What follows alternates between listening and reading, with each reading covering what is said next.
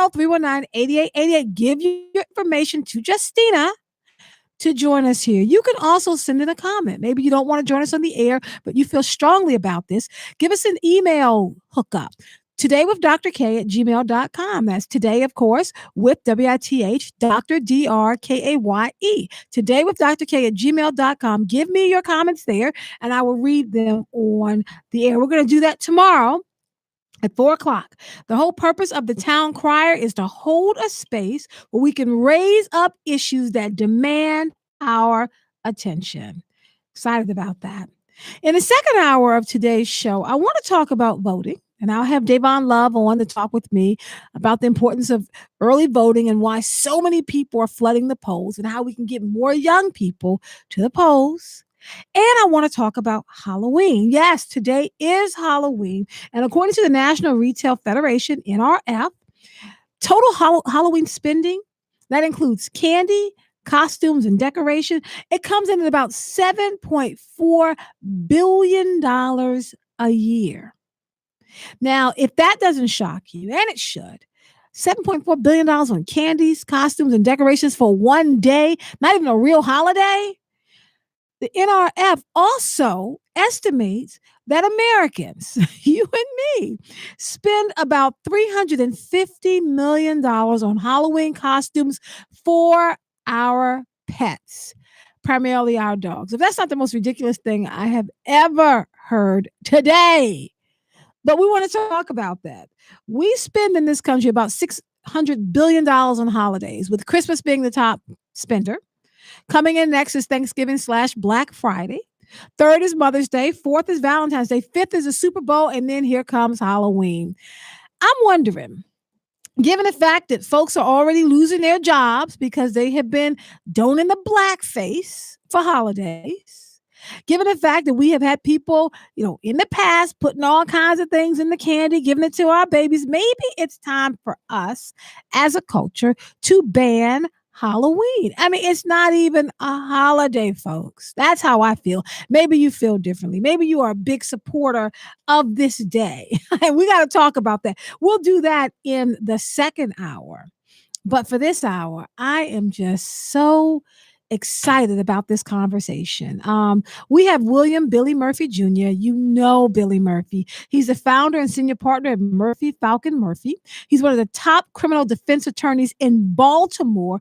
He is also a former judge. He represented the families of Freddie Gray and Jordan McNair. Billy Murphy is going to join us shortly, and we're going to talk about what's been happening with Jordan McNair, the case at the University of Maryland College Park. I want to ask you, in situations like this, who takes the responsibility? When a player dies during practice or during a game, who is responsible? I think all heads should roll. I think from the president all the way down, coaches, trainers, everybody should be fired. But the Board of Regents at the University of Maryland College Park felt differently. We're going to talk to Billy Murphy about that. I also want to get Billy Murphy's opinion on this whole 14th Amendment. Donald Trump is at it again, which is ridiculous, but he's making the argument that he is moving forward with trying to find a way to ban the 14th Amendment being applied to any person being born in this country. We're going to talk about that once Billy Murphy joins us. I want to begin by just playing a clip from Jordan McNair's families. This is 8515. Let's take a listen to this. And then I want to ask you where you stand on what happened. I feel like I've been punched in the stomach and somebody spit in my face. Tuesday, the parents of the late University of Maryland offensive lineman Jordan McNair blasting the University System of Maryland Board of Regents for recommending head football coach DJ Durkin keep his job. I miss my son every day, and today it just didn't help. Didn't help at all.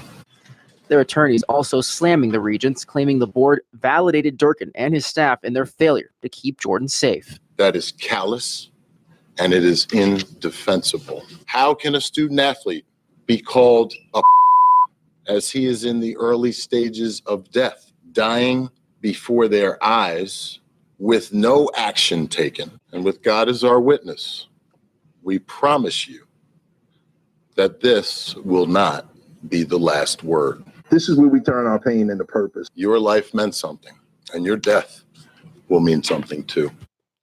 So those were the parents of the student from the University of Maryland College Park who passed away, who died as a result of a heat-related stroke during practice.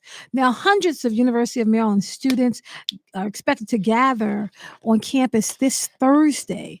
They are planning to demand justice for Jordan McNair, 19 years old. He's an offensive lineman. He actually went to school here in Baltimore County. He graduated from McDonough. McDonough, who just recently retired his number, I believe it was number 70 from McDonough. And he was playing at the University of Maryland College Park. Well, what ended up happening? The Board of Regents looked into it and they decided that at this point that they're going to bring the coach back because he's been away for about 8 games or so. Bring the coach back, and they're essentially saying that no one is really responsible. The president of University of Maryland College Park has put in his letter of resignation for June of next year. But if we take a look at what's going on, if we try to figure this out, there's this sense that no one is being held accountable. And so I want to ask you, 410-319-8888. When you think about the University of Maryland College Park, and really what we're talking about is we're talking about our babies, our children playing sports and dying during practice, which seems to be as a direct result of the intensive practice they were having during this very hot day. I'm trying to figure out why the trainers didn't know what to do this heat-related injury. There was a story that came out, and it was a young person, another trainer from another college, saying that they had a player. She was running track, and that her temperature had skyrocketed over to 103, I believe, going into a heat-related illness, and they immediately put her in an ice bath, and she was fine. They knew what to do. So I'm trying to figure out at a D1 school, when it comes to sports, Division I, how do we move forward? What should we do? In cases like this, if you are a parent and you have a child that plays sports, playing sports all the way through from, we really start in elementary school, let's be clear, all the way through middle and high school. And their dream is to one day play in college. They get into college. After you have done all the work to get them to the next level, they get the scholarship, get into college, they go into practice, and they die during practice. And you're telling me nobody is responsible for this? That the best you can do is give them a slap on the hand as if my child's life does not matter at all? Well, that's what I want to talk about. 410-319-8888. In situations like this, who should be held accountable? Now, I was thinking a lot about this. I am not the mother of football players. That was not our sport in our family. My sons, I have one who plays baseball and one who's a fencer. And I remember when my youngest son, the fencer, was playing in a baseball game, and it was so hot outside. And they were losing. They could not get out of the field. And I could not understand. It made me so angry that the coaches would not call some type of break to get the kids off of the field to hydrate them. I am pacing back and forth. I'm grumbling. I'm complaining. And I don't understand what's going on because I'm trying to figure out how we can get this going. I complained to my husband. My husband went over and complained to the coach. And finally, they were able to get these kids off of the field and take a break. I'm just trying to figure out, in cases like this, where we're talking about who is responsible. I've done the work as a parent. I have helped to support my son's love or my daughter's love for sports. I have spent my money, let's be clear, sports cost money, to pay the fines and the fees and everything that it costs to get qualified, to be able to play. I've done all of that. I have taken time off work. I've left work early. I've canceled things. I've left church early to get my son to his game. I've cheered him on from T-ball all the way up to high school baseball. I finally get them into college.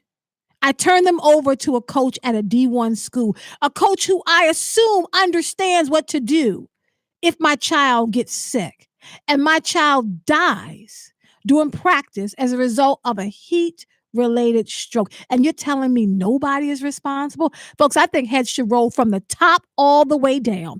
410-319-8888. Parents, coaches, athletes, student athletes, give me a call. Maybe I'm seeing this the wrong way, but somebody should be held responsible. Jordan McNair's father said he felt like he had been punched in the face and that somebody spit on him.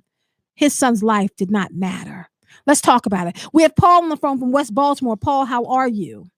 Thanks. I'm good. Thanks for letting me ride, Dr. K. Absolutely. First of all, let me start by saying this.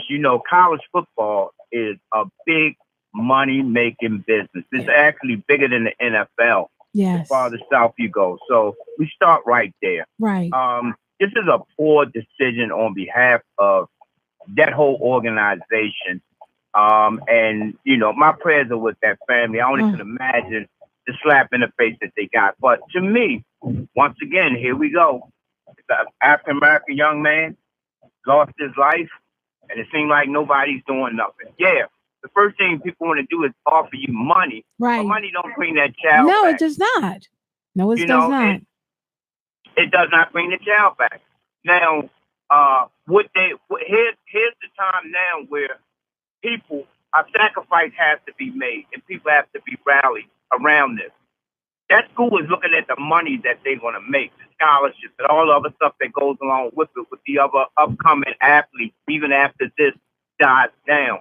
It's time to make a stand. I know it will be hard for some of these kids who got scholarships to go there, but, I mean, if you're in sports right now and you want to send a statement, then maybe you just might need to do something different. And I know it's hard because you got there on a scholarship to play the sport.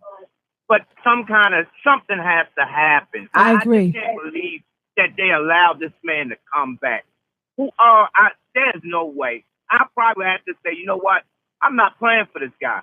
I'll lose whatever I have to lose. Right. Well, but I want to ask you, Paul, as a potential parent. So say my child is being looked at by University of Maryland College Park. How can I comfortably send my child there when it's obvious to me, based upon this case, you don't care what happens to the players? Exactly. And that's a hard thing to swallow, because evidently it's all about the money. It's all about the money. It's all about the money, the winnings. The more money you get, the more stars you attract, the more money comes along with, because, at this point in time, when it comes to sports, everybody want to go to that college that has that good sports. You want to play D1. You want to play D1 because D1 can get you to the pros. Thank you so much, Paul, for calling. Folks, let's be clear. When it comes particularly to African-American young people, sports is a way that you can begin to leap economic classes. Talking about breaking cycles of poverty or being economically challenged, sports gives you that access. If you can play a basketball and put it in the hoop, bounce a basketball, put it in the hoop, if you can get the ball down the field or stop someone else from getting it down the field, and you're able to do that successfully at the highest levels, you can actually get through a private school, that's your high school career, and pay no money. You can get through your college career and pay no money because they're paying you through your tuition to play sports for them. And let's understand something that Paul said, I want to reiterate. We're talking about a multi-million-dollar industry, and that money's not going to the players. So University of Maryland College Park, all they're doing, it's like in that scene in The Wiz when they pull down the curtain and nobody's behind there, but Richard Pryor is the Wiz. What University of Maryland College Park is showing us behind the curtain, nobody behind there but Richard Pryor, no Wiz behind there. They don't care about our children. They are making millions of dollars on the backs of our children. And if our children die, nobody's responsible, and we're going to move on. 410-319-8888. I have Gerard on the phone. He's a new caller from East Baltimore. Gerard, welcome to the family. How you doing, Dr. K? I'm doing well. A little bit upset here. How you doing? I'm all right. I wanted to know when did America start caring about the kids? Oh, you know what I'm saying? They got them out there running up and down the field, being entertainment. I mean, when Yeah. they don't care about the entertainment? That's the help. Yeah, Help is dispensable. that's true. That's true. Thank you. That's true. Thank you so much, Gerard. He's right. Help is dispensable. You are simply there for the amusement and the entertainment of those who play. Let's not forget that a bulk of the owners of NFL teams are white. The bulk of the owners of NBA teams are white. How about coaches? How many D1 coaches are African American? I'm just going to throw that out to you. And I'm going to have Deja, my wonderful intern, look that up. How many NFL coaches are black, and how many coaches are black who coach D1 football? Folks, I attended graduate school at University of Notre Dame, Indiana, Irish. I know about the impact of the pressure of football on the players because I went to school. I went to school when Raghib Ismail was there. I went to school when Lake Dawson was there. I went to school when Jerome Bettis was there. I remember the pressure to succeed because this is going to change your life if you make it to the next level. We have Leon Bailey on the phone. Leon's a former, he's a Boxing Hall of Fame championship. How are you, Leon? Dr. K, I'm doing fine. How you doing? I'm doing well. Let me make sure I'm getting this right. You were in the Boxing Hall of Fame championship or you are a Boxing Hall of Fame champion? No, I am a wrestling Hall of Fame. I boxed for 5 years. I'm in the wrestling Hall of Fame. Very nice. And I'm in my school's Hall of Fame at Carver. Okay. So what I call to voice my opinion yes, sir.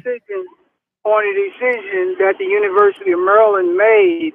I totally disagree with that. I think everybody should have been let go. That's my opinion. I agree. I think should have started over fresh. I think the assistant coach that's there now is getting a good response from the players that they have now. Right. And it's going to be hard. I think it's going to be hard and difficult for Durkin to come back and fully get the attention of those young players. Again, I like to give my sympathy to the family of the young man, that has passed. Right, Jordan McNair. Yes. Yeah, McNair. I think that they all should have gone. I have myself have been a coach, and one of my responsibilities was to my athletes.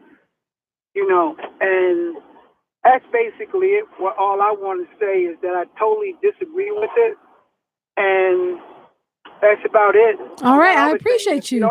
If you don't mind me saying, I like to say to one of my former friends, still friends that Attorney Billy Murphy, just tell him I said hello. I will tell him that. Thank you so much, Leon Bailey. We have Paul W. from East Baltimore. Paul, how are you? How you doing, Dr. K? I'm doing well. A little bit annoyed here and actually very hurt on behalf of the family of Jordan McNair. I mean, his father and his mother is breaking my heart. Well, it does.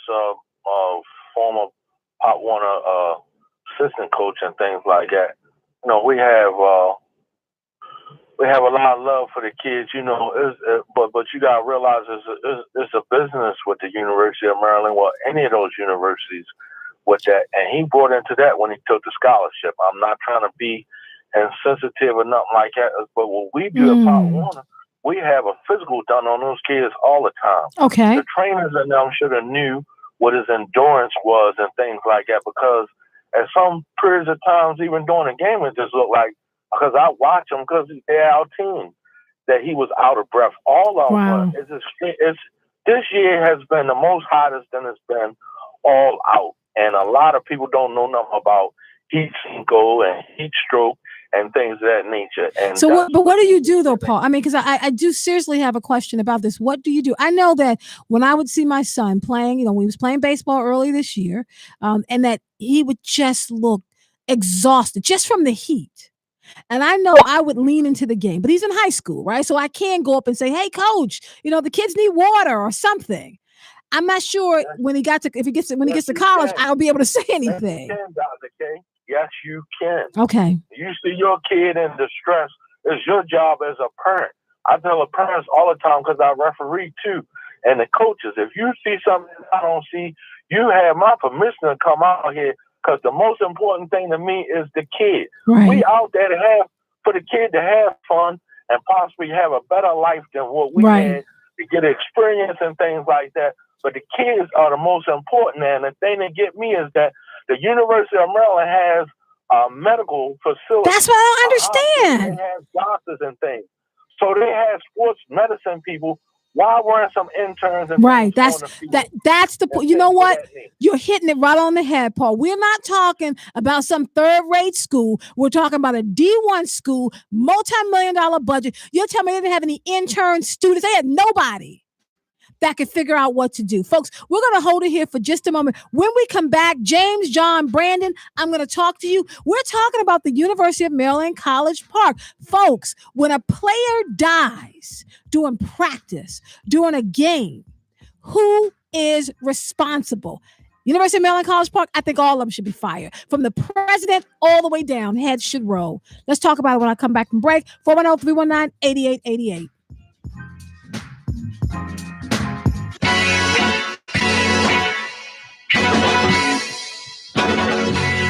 Support for WEAA is provided by Towson University Department of Communication Studies presenting The Afrofuturistic Aesthetic and the Written Body, featuring multidisciplinary artist, writer, DJ, and performer Juliana Huxtable to discuss race, digital spaces, identity, and the body on November 5th at the Towson University Center for the Arts Recital Hall for mature audiences. More information available at events.towson.edu.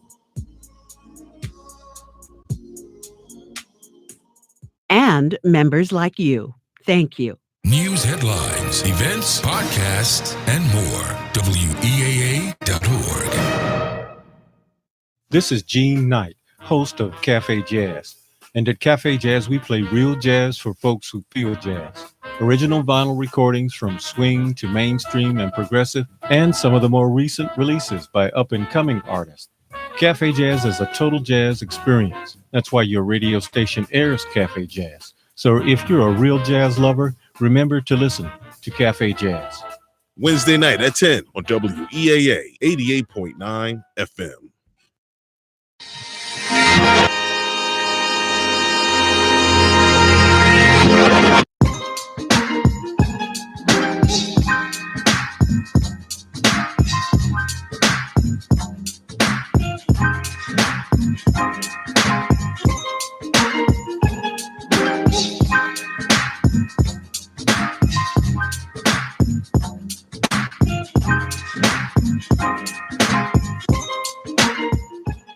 Our world is more connected than ever. Technology has brought us closer together and helped move us further apart. So who you choose to listen to matters. I'm Joshua Johnson, the host of Weaa. There's more than just knowing what everybody's talking about. You need to really understand it too. Get involved. Speak freely on Weaa from WAMU and NPR. Weekdays from 10 a.m. to noon here on WEAA 88.9 FM.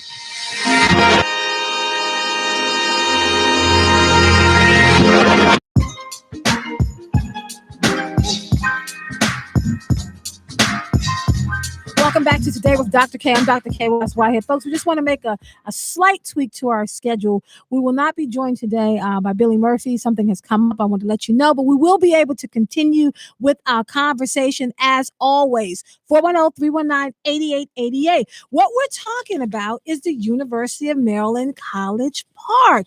So, Jordan McNair, doing practice, heat-related illness. He died.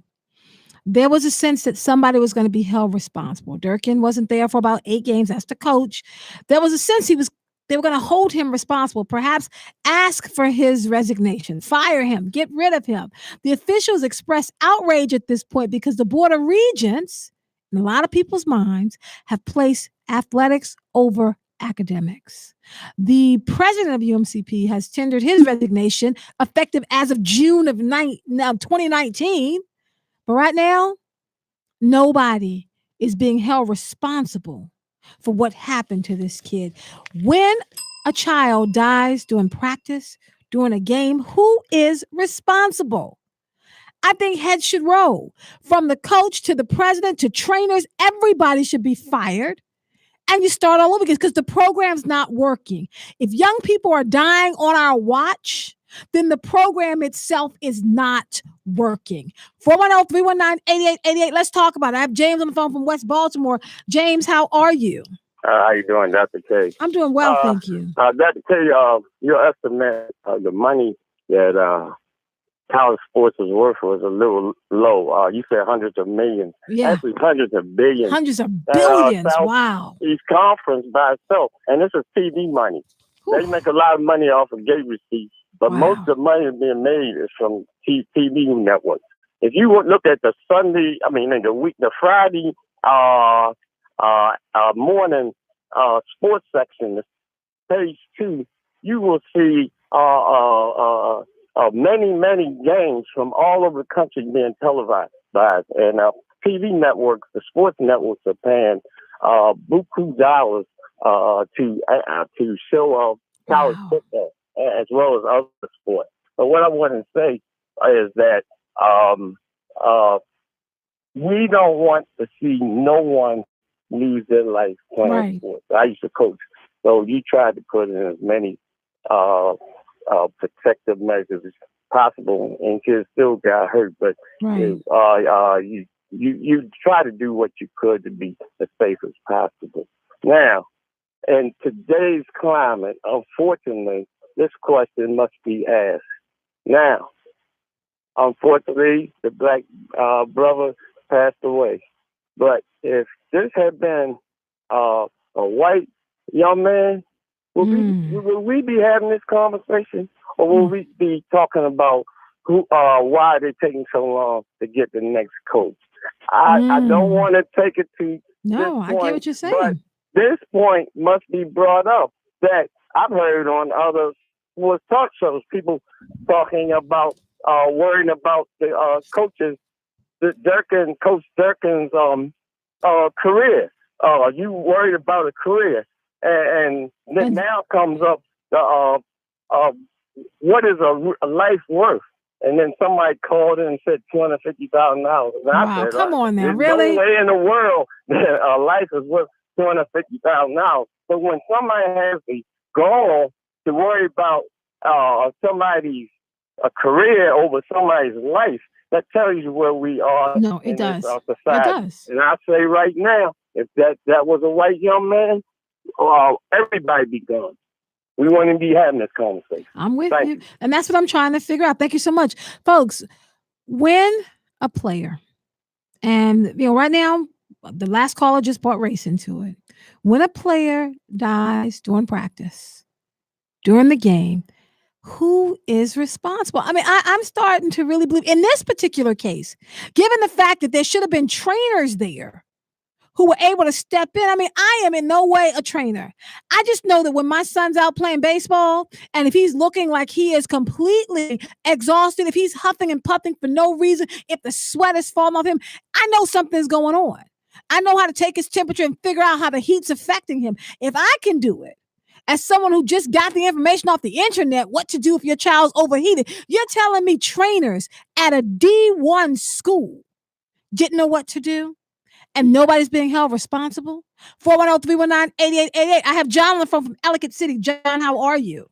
Hi, Dr. K. I owe you a donation in your name. Thank you, I'll check sir. back with that later. I wasn't around last week.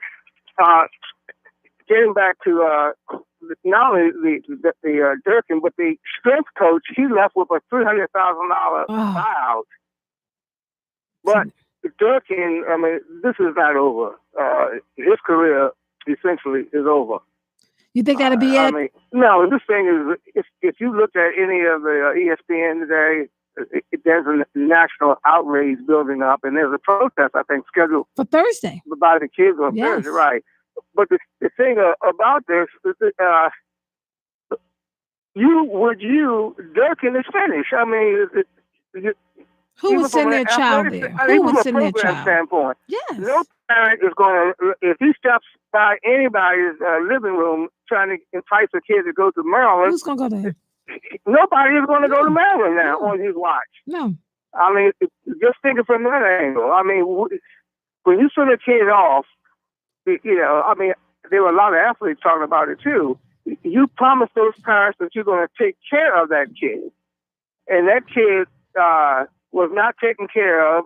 The McNair sent that kid to play football and to get an education. The kid is dead. So all of them eventually is only a matter of time. And the outrage is being created. Even the governor has trouble with that decision. I mean, And it's only a matter of time. They're out of time. His career is over. It should be. It should be. it will be Because I'm anytime. thinking, did you think things would have been better if he had just stepped into the plate and just resigned? Like, go out that way. Don't wait till we drive you out. There was a commentator who said exactly what you said. What he should have done after the report was rendered, it basically, it kind of cleared him a little bit. Yeah. He should have stepped down and said, Step I'm going down. to resign for the good of the program. Yes, for the good of the program, for the good of the school. I want to resign as a statement to other coaches that we need to put our players first. This should not have happened on my watch. And that's, okay. Thank you so much. Thank you, John. But that's what should have happened. I'm saying any decent person, I mean, maybe I'm overstating this, but I'm thinking, if I'm a coach, and I've never coached anything at all, but I'm saying I'm, coaching cheerleading or whatever, if you entrust your child to me, that's what happens when you're a teacher. I mean, as a teacher, parents are entrusting their children to me. You're in my class. I take you outside on the field trip. It's hot outside, but I keep making you do whatever it is we're doing for this activity because I hold the power there as your teacher. If I tell you to keep doing it, and if you're young enough or you're that committed or you've been trained to follow your coach or your teacher, you're going to keep doing it. And if you pass out and die, whose fault is it? Do I say, well, I don't know what happened here, or you know what? It happened on my watch. Therefore, I am responsible. I want to hear from parents who are raising children who are athletes. Does this outrage you or concern you? I want to hear from coaches. Like, what do you think should happen in this situation? I want to hear from student athletes. How can you put your trust in a coach when your friend has died during practice? How do you go forward with that? We have Brandon on the phone. Brandon's a new caller from Baltimore. Brandon, welcome to the family. Hi, Dr. K. I just wanted to tell you that I really appreciate what you do. Thank you. I think you are awesome. Thank you. I just wanted to, I don't know if anyone else said it yet. I'm an EMT, work for Johns Hopkins, been there for some years. But there was a documentary on, I believe it was HBO, a couple of weeks ago. It might have been about a week or two ago. And what would have saved that young man's life is an ice bath. That's it. So anybody out there that has children, that has someone that's playing football, if you see your child, your family member in distress, an ice bath would have saved that boy's life. Wow. Wow. And the trainers, from what I saw in the documentary, I can't remember. I wish I would know the exact name of it so people can watch it. I think Deja's looking up now. We'll get that. But I want to ask you, as an EMT, Brandon, what are some symptoms we should look for? I mean, as a parent, I just know that if I see my child out there, again, I'm a baseball mom. He's huffing and puffing. I know he doesn't typically get out of breath. And if I'm sweating bullets and I see him in his uniform, I'm going up. I'm trying to give him the ice rag for his neck. I'm giving him containers of ice. I'm encouraging him to drink. I'm running to the store and I'm getting things like Gatorade and I'm getting potato chips, things with salt and all this in it to help him. Are there things we should be looking for? You're doing exactly right. You're looking for lethargia. You're looking for someone that's fatigued, someone that when you press their fingertips, and it's called capillary refill, and the white of their fingertips don't come right back right away. The redness in their fingertips don't come back right away. Pursing of the lips, their lips being very dry. Okay. Mouth being very, extremely dry. And you know your child, just to look in your child's face, you know when your child is distressed. But they push these kids, from what I was seeing on the documentary. They're pushing these kids to the point where they are suffering from heat stroke, and not everybody passes out right at the moment when heat stroke has affected them. Because sometimes it They happens walk back later, to the right? doctor, right? They go to the locker room. They pass out in the locker room. They pass out walking to their car. That's when, before, of course, you call 911 immediately, but get that kid in an ice bath. And what perplexes me is that the trainers are not trained to do this. Yeah, I don't understand that. I don't understand that. They should at least, like I said, I'm an EMTB. That is a 6-month course at a local community college. Right. They should at least have EMTB, some sort of critical care thinking, or not just heat stroke, but other issues that may come about with these young children. I know a friend of mine was playing basketball. He dropped dead on the basketball court, totally healthy, totally fine. From a heat stroke? From a heat stroke. Wow. I'm so sorry to hear that.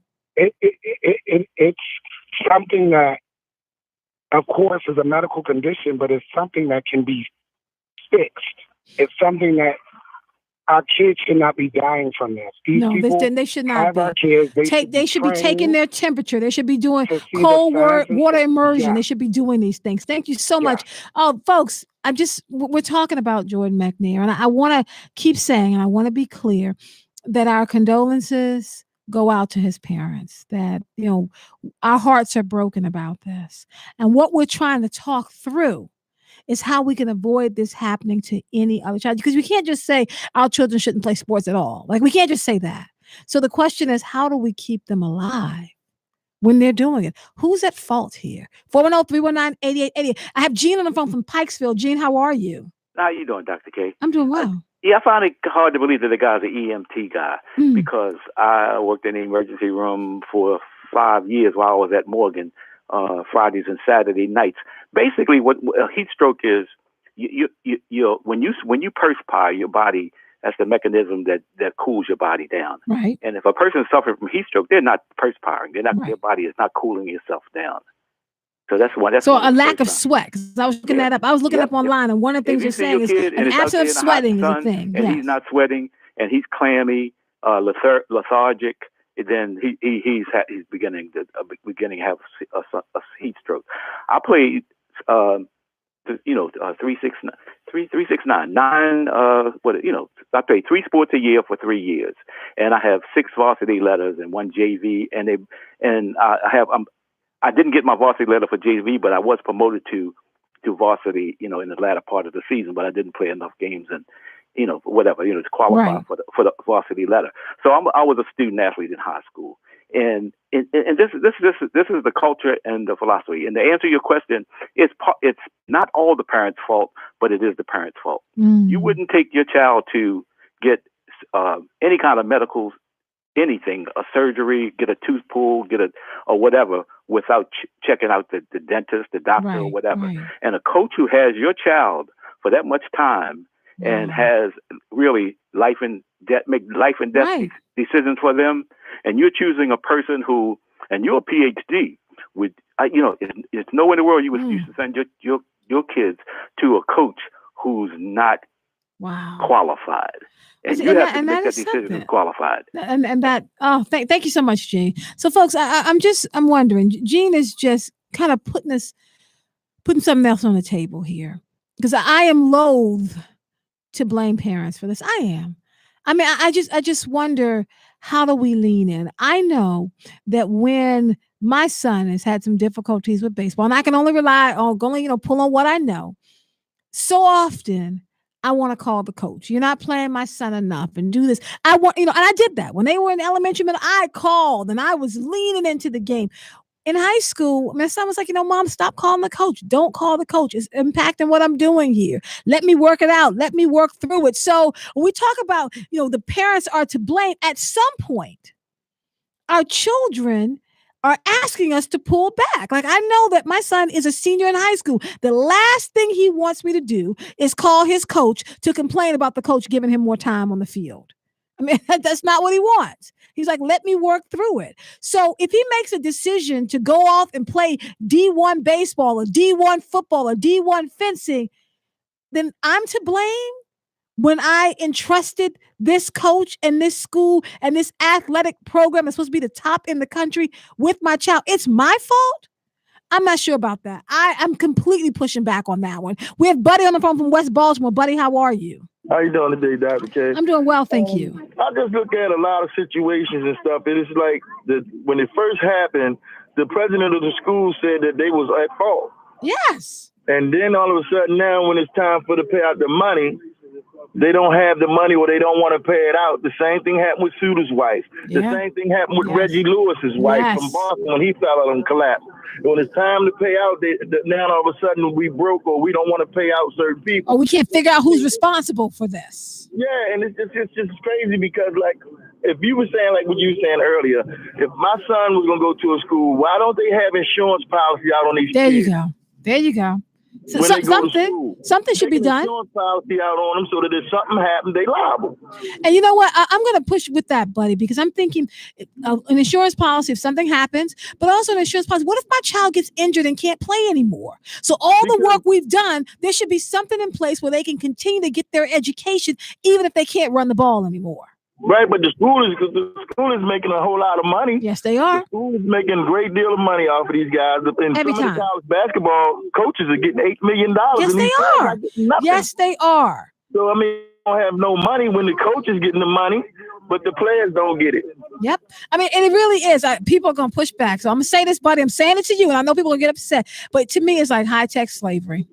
Because the workers are not making any money, but the people who are coaching, driving their Beamers, wearing their $1 million suits, they're making tons of money off the backs If at you this look point at of it real children. deeper, Dr. K, it's like modern day gladiators. Yes, it is. Put Yes, them it out there is. and they die. You drag them on the side and put the next one in. And just keep going. It's crazy. And just We keep got to look going. at that.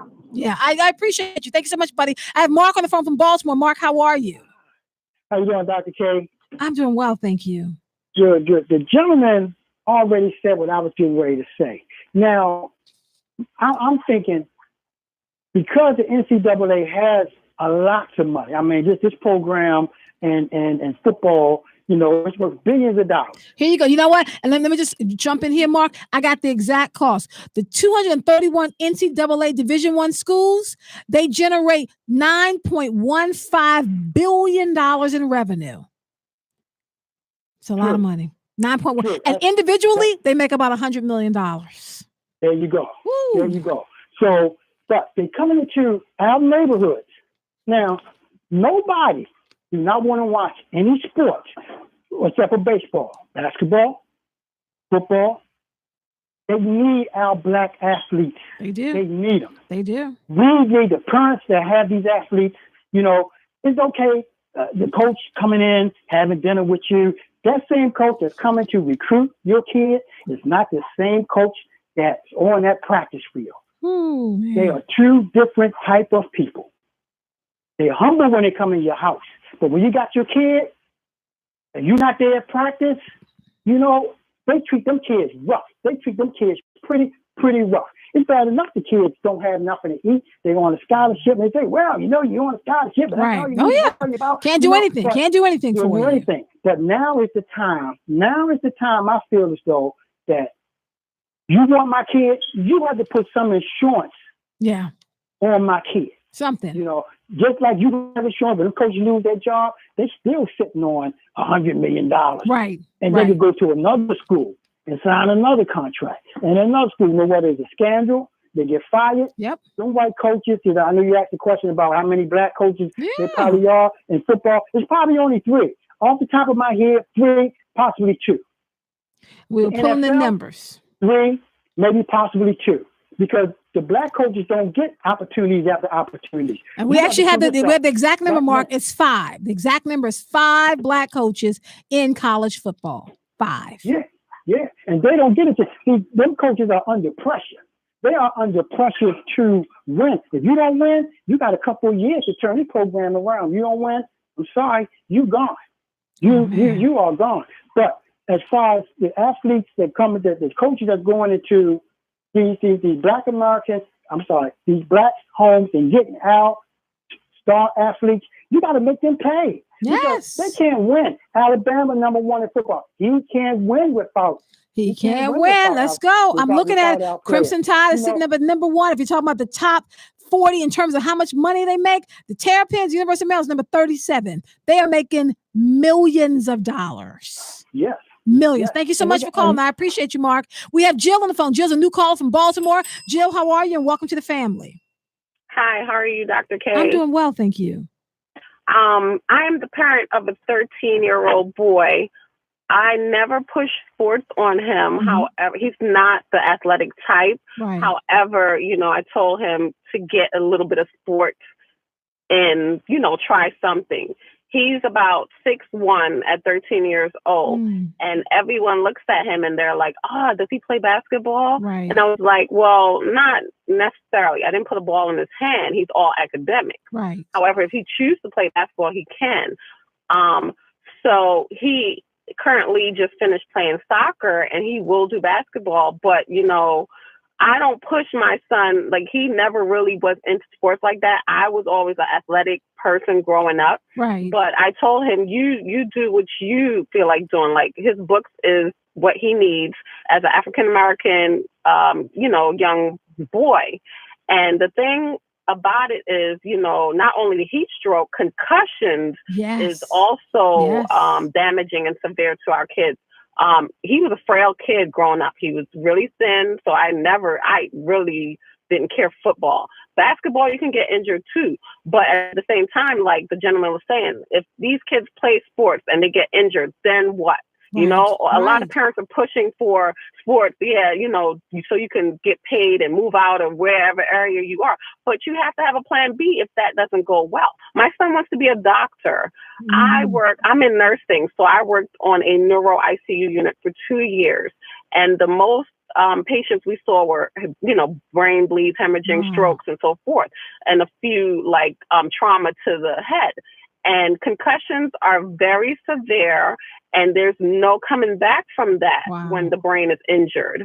Wow. So Which is something that's not talked about a lot in that field. I mean, I'm thinking about football and concussion. That's another thing that we need to put on the table. So it's like you're saying, okay, so my son does not die playing the game. How about the increase in the number of concussions? I mean, I know some parents who've told me that their child has had concussions and they didn't find out till a year later. That their son said, last year I had a concussion. They didn't want to tell their parents because the coach said, we'll take care of it on this end. Yes, and that is very serious because you need to have a CT or a MRI to make sure there's no damage to the brain, because that can catch up with you later on in life. You can have a hematoma, you can be bleeding in the brain, and no one knew, not even you, until you get sick later and it's too late. So I definitely, whatever my son wants to do, I support him and everything. I do not force him to do sports. However, I'm like, well, you can do it as a hobby. You can do it over the summer. I put him in summer camp, so forth. But I'm not going to sit up here and say that's going to get you out the ghetto. That's going to get you where you need to be in life. Get your education. Yep. However, I know what you mean, though. All academics, you're going to use your given talent, academics, and you're going to persevere. And you're going to get into whatever the next situation is for you in your life. Thank you so much, Jill. I have Dr. Johnson on the phone. Dr. Johnson is also a new caller from West Baltimore. Dr. Johnson, welcome to the family. Hey, Dr. K. Hey. I don't know if it was said already, but there was a show that came on, the Friday Night Kikes, where the coaches are hollering and screaming and yelling at the kids, and sometimes they have the ambulance out there. They have for little kids playing football? Yeah. Wow. And there's a group, I think the team is called the Mustangs, where they actually teach them, and coach has told them, hurt them, make them bleed, take them to the hospital. And they out there head diving into these other children. And I think that's a culture of sports that is borderline barbarianism. Yeah, I think so. It's actually really sick and it's dangerous. I don't understand it. I am not that hardcore, die hard sports mom. Go out, hurt them, knock them, kill them, do whatever you have to do. Nor do I really understand it, Dr. Johnson.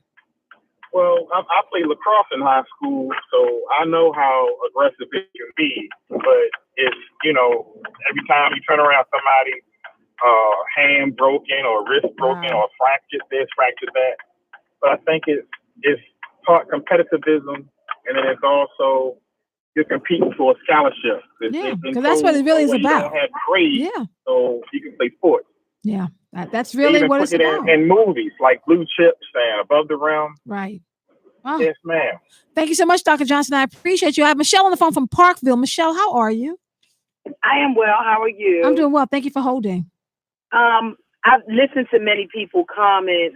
Initially, I called to respond, and you responded regarding the caller who put some of the onus on parents. I am a mother of 3 boys, one who played basketball, but 2 who currently play football, one who is on football scholarship in a high school, and one who is aspiring. He's younger, but he plays for a very competitive team.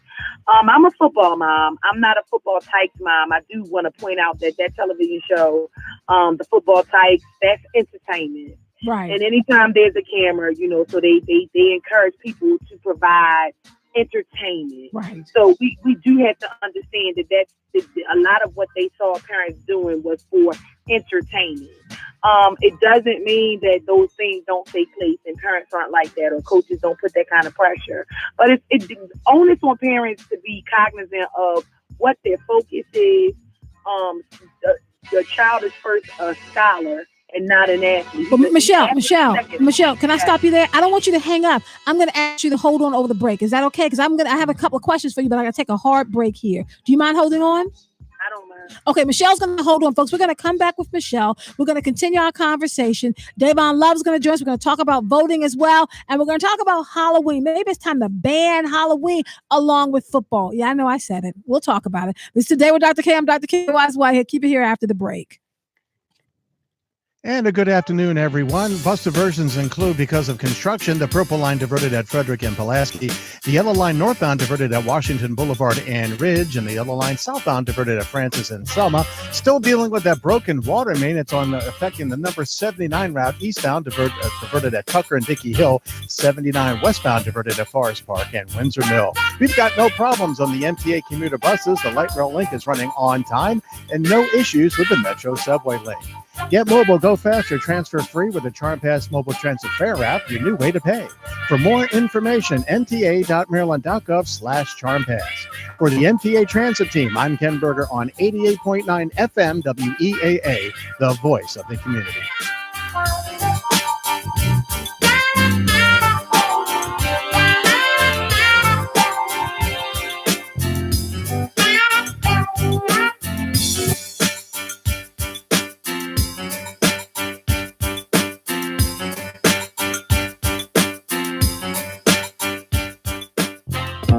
If you're looking for the very best in conversation, great music, and of course, the very best slow jams in the city, make sure you join me, LaDon Black, nightly, 7 p.m. to 10 p.m., Monday through Friday, right here on your community station, the station that's your source for cool jazz and so much more, WEAA 88.9 FM.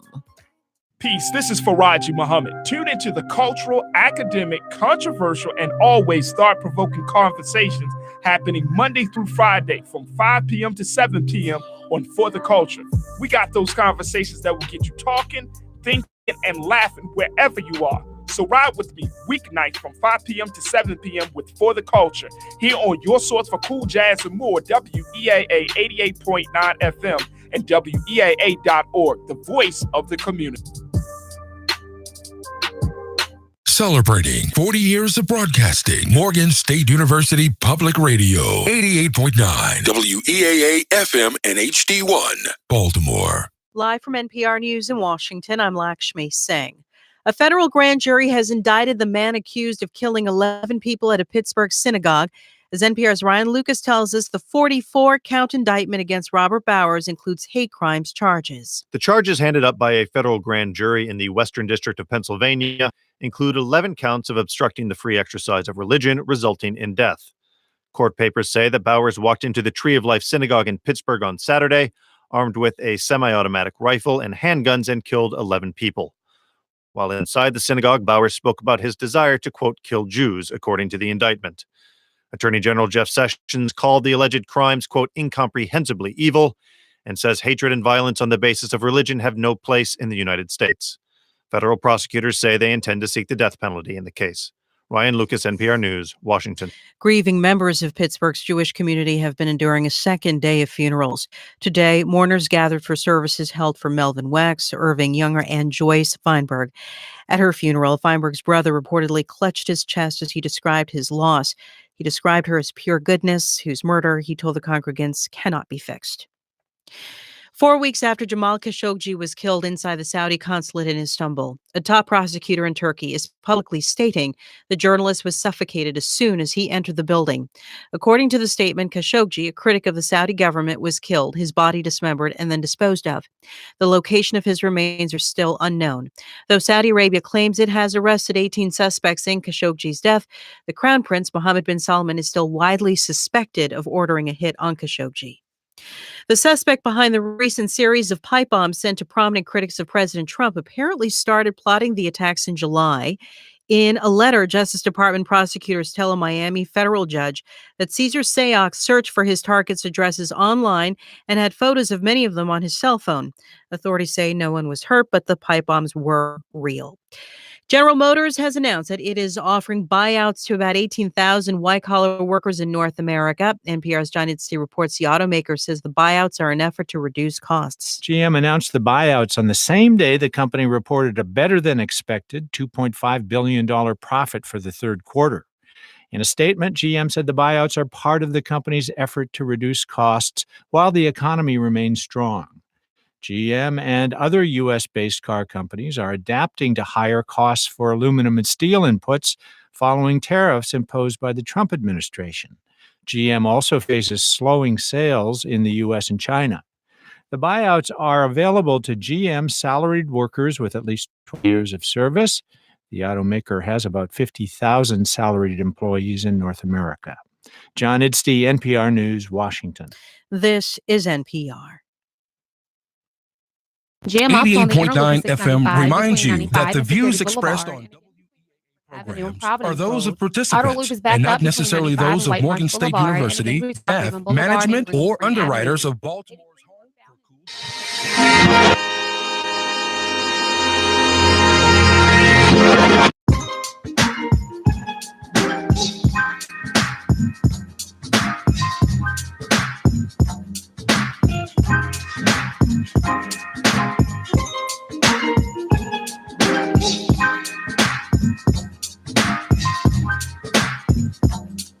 Welcome back to Today with Dr. K. I'm Dr. K. Wise Whitehead. Coming up in this hour, folks, I want to wrap up our conversation about young people in sports. We were looking at what happened at the University of Maryland College Park. Again, our condolences go out to the McNair family. Listening to what his father said just really broke my heart. I'm going to ask Charles, he's on the board in there. Charles, could you play 8515? Let's take a quick listen again to what Jordan McNair's father said.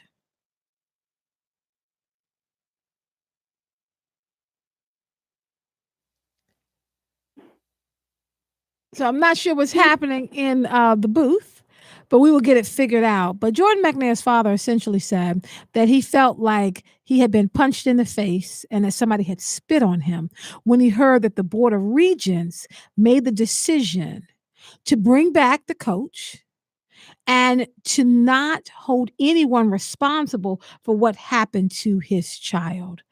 Jordan McNair, 19 years old, he had a heat-related stroke during football practice, and he died. And at this point, nobody is being held responsible.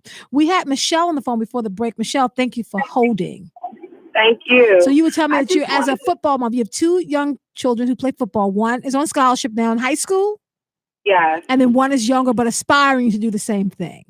Yes. And Okay. I just want to kind of dispel some myths or some points that people who really don't know the process, as it relates to even Jordan McNair and the process, you know, there were some points made about, you know, parents not, you know, being responsible for their children or not knowing, you know, or holding coaches accountable or asking questions. When your child gets a scholarship to a school like University of Maryland, you know, his parents started early on, and I know this for a fact because of the program that McNair came out of. the McNair family came out of. When you have children who make it to colleges on scholarships like that, the people who've been the most involved in that process are the parents. The people who have been upfront and personal with coaches and trainers, and it doesn't happen overnight. It is a process. It happens to few and far between children. So his parents and the parents of children who go to get scholarships, whether it's private high schools or colleges, parents are upfront and personal. Parents are a part of the process. Parents are visible. This starts very early on. So for people to blame parents, you need to know the process to understand that children who make it that far, it's because their parents have been truly involved. Yes. Also, in this process, when you make a decision to give your children over to programs, there's absolutely no way that the McNair family did not make a decision and not understand or entrust in the coach, especially for a school like University of Maryland. You trust these organizations because of their names. You trust these organizations because of their coaches. You trust these organizations because of the amount of money that they have and how much they put into the programs, which is quote unquote is supposed to prove that they know what they're doing. So you cannot put the blame on the parents. It's not the parents. It was the program. And everything is not perfect, but it was the program. And yes, it is a slap in the face of the parents because they trusted this man.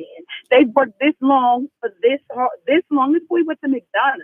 He was a scholar athlete. And I also want to point out something to the parent who talked about, her son playing soccer and, the damages of football and all of that.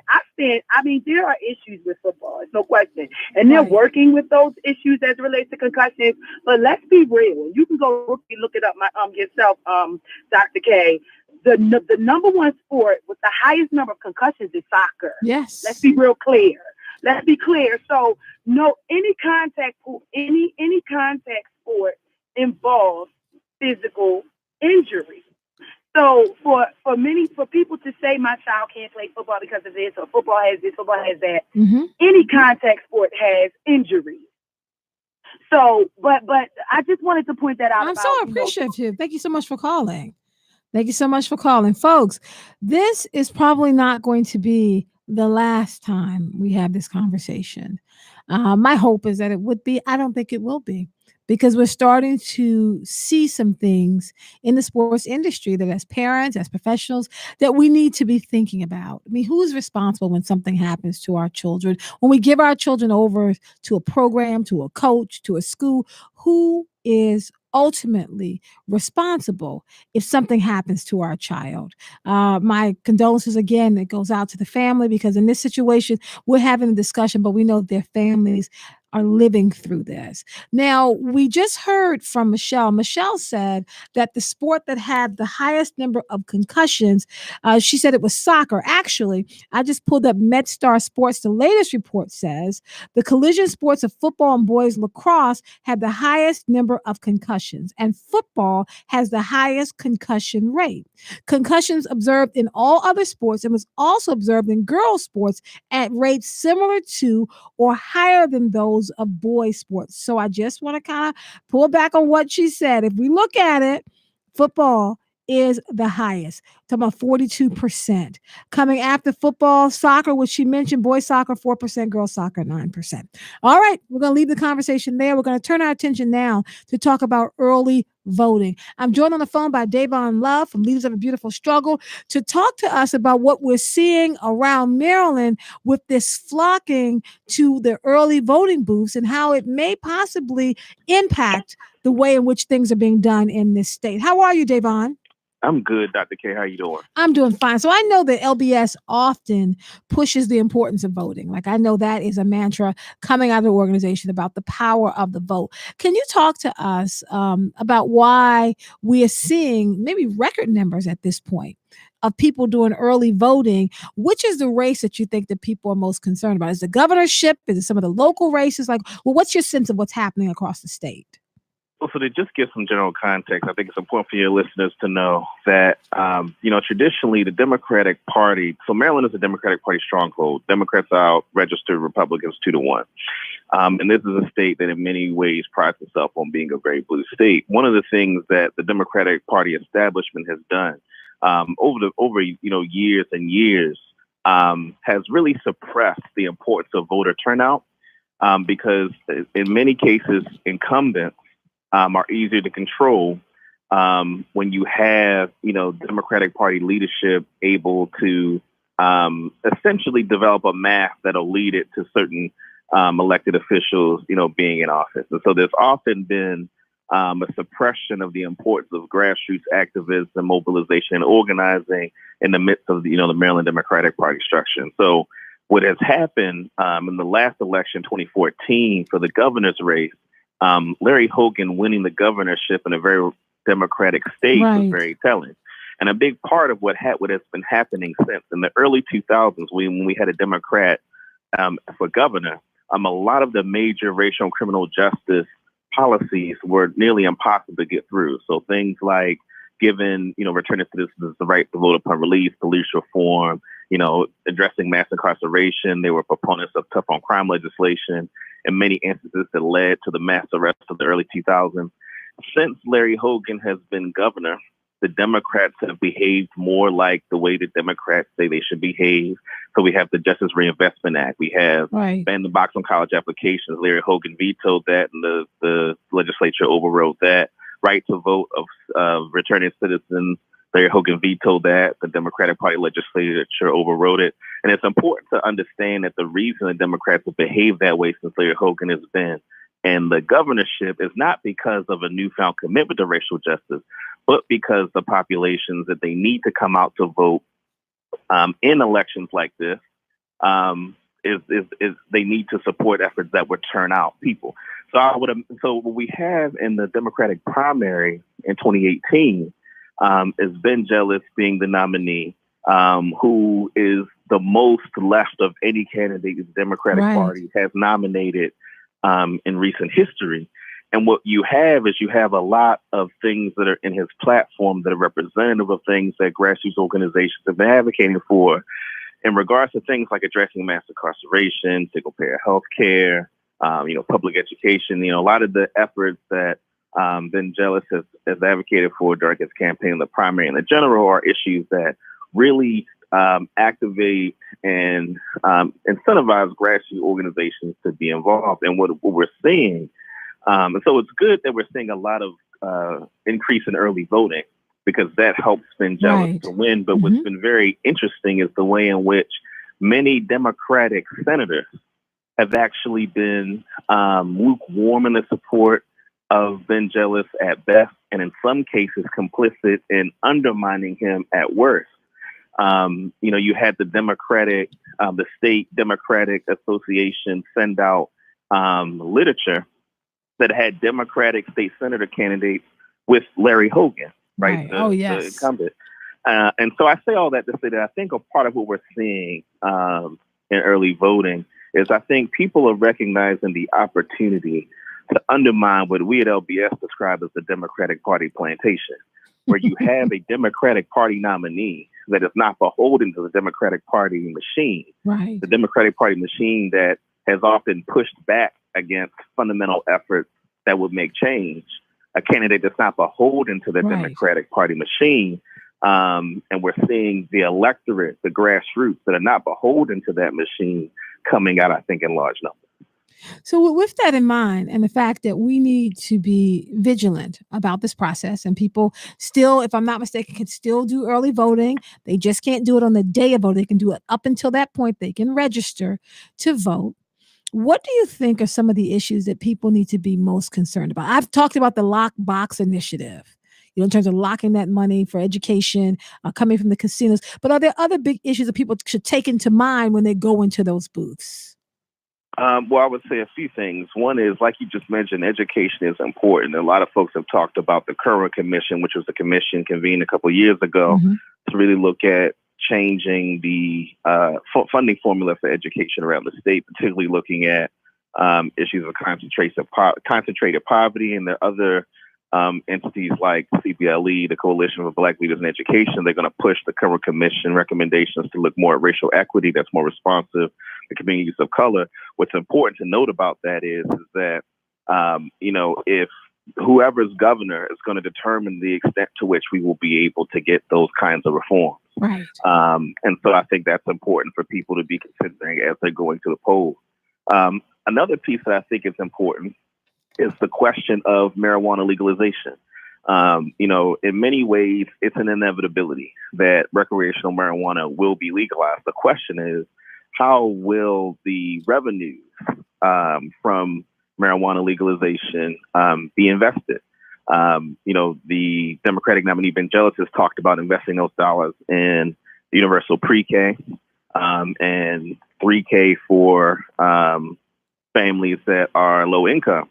One of the things that LBS has talked about is the importance of investing some of those dollars in communities most directly impacted by the war on drugs. Right. And so that's something but these are things that, depending on who's in the governorship, if Larry Hogan is able to win re-election, our ability to make these things happen is severely in jeopardy. I mean, what is interesting is that, we're trying to get people stirred up and excited about midterm elections. And we know that historically, that's always been a hard push. People get very excited about the presidency, not understanding, as I know you do, Davon, that if you're talking about getting things changed in your school, in your city, if you're talking about getting things changed on your block, that's not the president's job. That really is about local government, that all politics are local. How can we get more young people to get to the polls? Because that's the area that people are just a bit concerned about, getting those young millennials who were fired up during Obama, the young zillennials who just turned 18 and 19 years old. How do we get them to the polls, short of driving them there ourselves? Well, I would say a couple of things. The first is that it's very important. Being a millennial myself, I'm actually very critical of millennials' tendency to confuse visibility with power or symbol with power. And I think it's really important for millennials to be exposed to what it means to actually exercise power. Right. So when we're thinking about the governorship, for instance, regardless of a candidate's individual views on certain social political issues, one of the most important responsibility of the chief executive of the state is their ability to dictate the budget of the state of Maryland. Right. So you're talking a multi-billion-dollar, I think it's about $40 billion budget. Right. And so you're able to, with that budget, fund important projects, fund, renovations to schools. You're able to fund community centers or drug treatment programs, or you're able to actually control the budget and spend money on things that actually impact people in their neighborhood. And so I think it's incumbent upon adults to expose young people to the opportunities that exist for them to be a part of the process for how these decisions are made, for them to go to the town halls, the community association meetings, where elected officials interface with the community about the options that are before them as it relates to policy, so that young people can see that you can go from a community meeting to, city hall, to the state legislature, to the governor's mansion, and be able to see plans go from one phase to the next phase and see them carried out and see the impact that it has on their material lives. Now, we got a couple people who have calls and questions right now, Davon. So we're going to open up the phone lines, 410-319-8888. Give us a call, folks. I'm talking to Davon from Leaders of a Beautiful Struggle. We are talking about early voting, as well as helping folks to keep in mind that November 6th, you've got to get out. If you have not already voted, you have up until November 6th. Do not let this very important election, no matter where you are in the country, pass you by. We have Donna on the phone from Baltimore. Donna, how are you? Can you hear me? I can hear you, Donna. Thank you. And hi, Devon. I've met you a couple of times out in the legislature. How are you doing? I'm good. How are you doing? Pretty good. I mean, I love the things your vision and your being able to weed out the weeds in the tree in the garden. I'm part of the tail end baby boomers, the forgotten group. We were the group that no one doesn't even think we exist. And we saw a lot of the problems in the Democratic Party because we were victims of the civil rights violations that the white Democrats have been doing to us if you work for government, especially in the state government. We had the highest firing rate. A lot of us had cases in the courts, in the state courts and federal courts, where we lost because the civil rights laws of 1965 were eroded. So we didn't see any justice. And when we tried to reach out and tell the other different age groups about how we've gone back 40 years, no one wanted to hear us. Right. So when now you're telling the Democratic Party, and I've always said this, is divided into two parties, white Democrats and the blacks and people of color. And we have never had a foothold in this party. The white Democratic Party pretty much eroded everything that our ancestors worked for to get us rights to vote, to get us jobs and employment and the, sex discrimination and everything under Maryland. Everything's gone back 50, 60 years, and you know that when you fight it in court. When you face any form of discrimination, as a woman, African American, whatever, you lose every level in the court because of what was done by our Democratic Party. Right. I wanted you to elaborate on that because the tail end baby boomers, we didn't benefit from anything.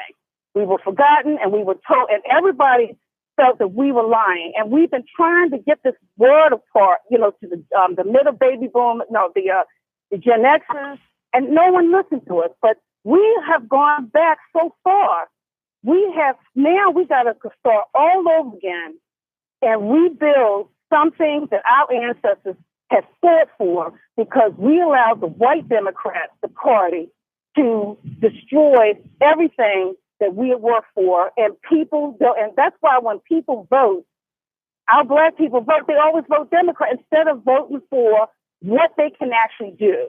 All right. Thank you so much, Donna. I appreciate you. So, Davon, I want to kind of break up what Donna said into just a couple of questions. One, if you could talk a little bit about, I guess, the fact that Black folks do tend to overwhelmingly vote Democratic rather than thinking about alternative ways to get power, maybe third-party candidates, for example, and then think for us out loud about whether we've actually lost a lot. According to Donna, her generation, they weren't able to cash in on any of the things they fought for, and I'm not sure if that's exactly true. So if you can kind of talk about those two things. So I think to the first point, I think one of the ways that I've come to describe the relationship that Black folks have with the Democratic Party is a paternalistic relationship. Black people aren't stupid people, and so it's not like we're voting Democrat out of some kind of blind trick. But I think a part of the problem is that our relationship to the Democratic Party has been an exploitative one. And that exploitation has been proliferated by what I describe as disaster management, which is the kinds of policies that often the Democratic Party will include as a core part of its platform have to do with managing the suffering of Black people and alleviating short-term suffering. So things like, food stamps, welfare, so-called quote-unquote entitlements, which are important and which are things that are useful. But these aren't things that are investment in the ability for Black folks to develop collective power and autonomy to negotiate them with the Democratic Party from a position of strength. And so you very rarely ever hear the Democratic Party make as its agenda Black wealth development. Right. So that's something that would actually be an investment in the development of Black autonomy and power economically and politically. But Democrats, again, they would rather invest in and prioritize disaster management. So that's I think, to address the first question. To the second question, I think a part of what has happened is that there's an industry around questions of social justice that has expanded over the past several years. And I think that, every so often there's a different wave of conversations about social justice. I think a part of what has happened is that when people talk about voting, people talk about voting abstractly. So it's important to vote because our ancestors died for it. Right. And I think that's important in spirit that we acknowledge that sacrifice that our ancestors made. But I think it's important for us to give to people more specific rationale as to how people relate to their vote. So, for instance, one of the things that I mentioned earlier is that 40,000 people in 2015, returning citizens, were given the right to vote upon release. And so the work of organizations like Out for Justice and trying to galvanize folks that are returning citizens from prison and their ability to operate as a block to be able to properly advocate for their interests, right?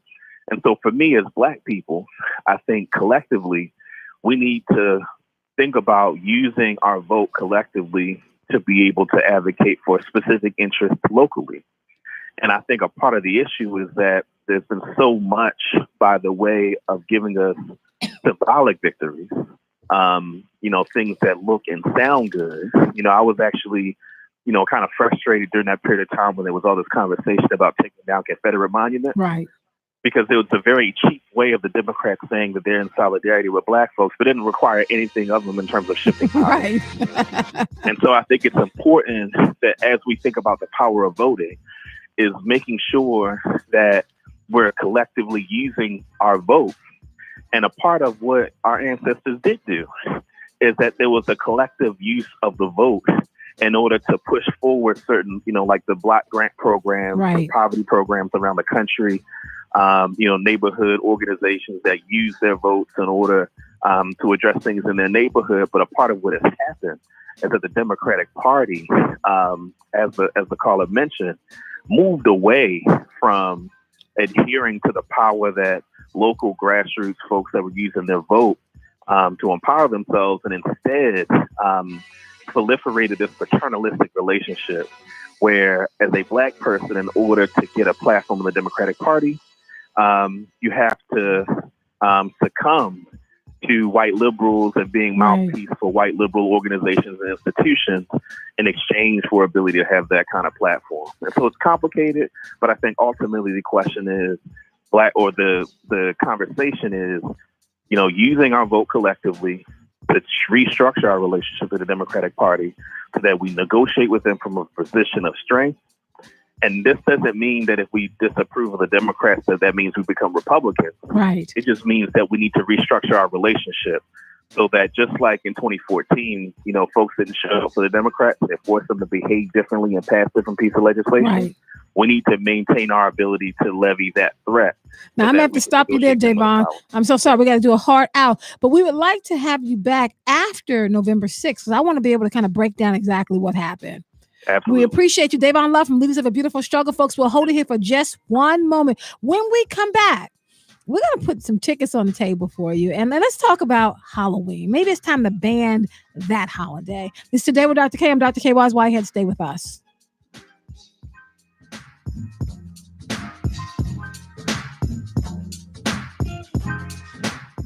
Did you miss your favorite WEAA public affairs show this week? Not to worry. You can listen to the podcast online at weaa.org by clicking the Public Affairs tab. You can also subscribe to our podcast on iTunes. Simply search the show name and press subscribe. Your podcast will automatically update on your iTunes library. We are keeping you informed on your source for cool jazz and more. WEAA 88.9 FM.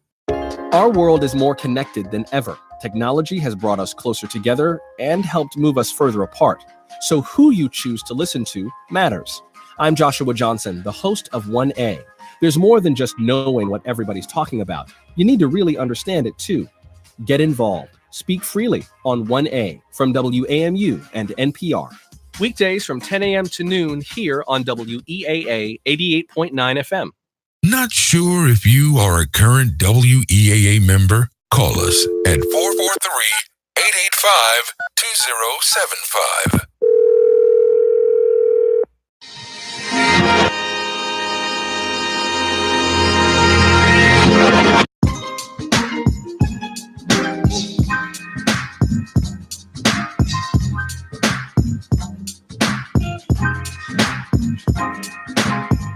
Welcome back to Today with Dr. K. I'm Dr. K. Wise Whitehead. Folks, we're gonna put a special prize on the table. We have some tickets we're going to give away. And to the person who calls with the correct answer to my trivia question, you will get this special prize. I'm not even going to announce what the prize is on the air. You just got to take a leap of faith and trust it'll be something that you will enjoy. But the first person that can call and answer this question, how many young Black men at this moment are currently in college? How many young Black men are in college at this moment? You can also answer on Facebook Live or our Facebook fan book page.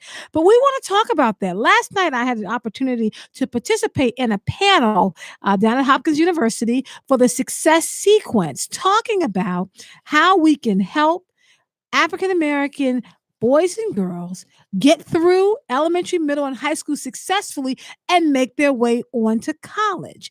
And I found in this discussion that the number that people were putting out in terms of how many young Black men in college, it was woefully low. The narrative is that we're not in college, right? That's the narrative.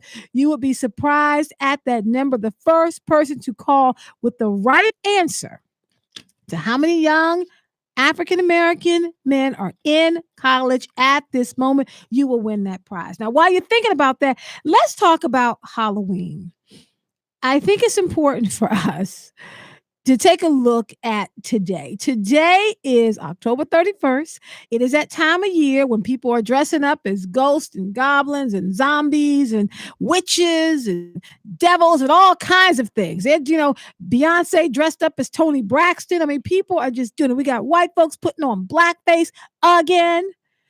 I'm just wondering if this so-called day of celebration of something, I'm not sure exactly what we're celebrating, is something that should be canceled. I mean, I even have my board op, Andre Melton, dressed up as Robert Shaheed from the master class. And we have that going on here at WEAA. Should we ban Halloween? I want to talk about that. If you are someone and you're planning to go out trick-or-treating tonight, give us a call, 410-319-8888. You're taking your kids out. Are you dressing up in costume? What are you actually celebrating today? Because there's something that's being celebrated. Right now, Halloween is in terms of the amount of money that people spend on candy, costumes, and decorations. People spend about $7.4 billion a year on Halloween. Now, you double that when you come to Mother's Day and Valentine's Day. You begin to triple or quadruple that when you get to Christmas and Black Friday, even a Super Bowl. But right up there coming at number 6 is one of the holidays where people spend a bunch of money. It's Halloween. I don't get it. I was someone where we weren't allowed to dress up. We couldn't do the costumes and go out. My mom wasn't big on us going and knocking on anyone's door, begging for stuff. I mean, she would buy candy at the house and say, why don't you just fill up your bowl with the candy from the house? She was never really into that. And one year she did take us to Georgetown University. This is when I was young.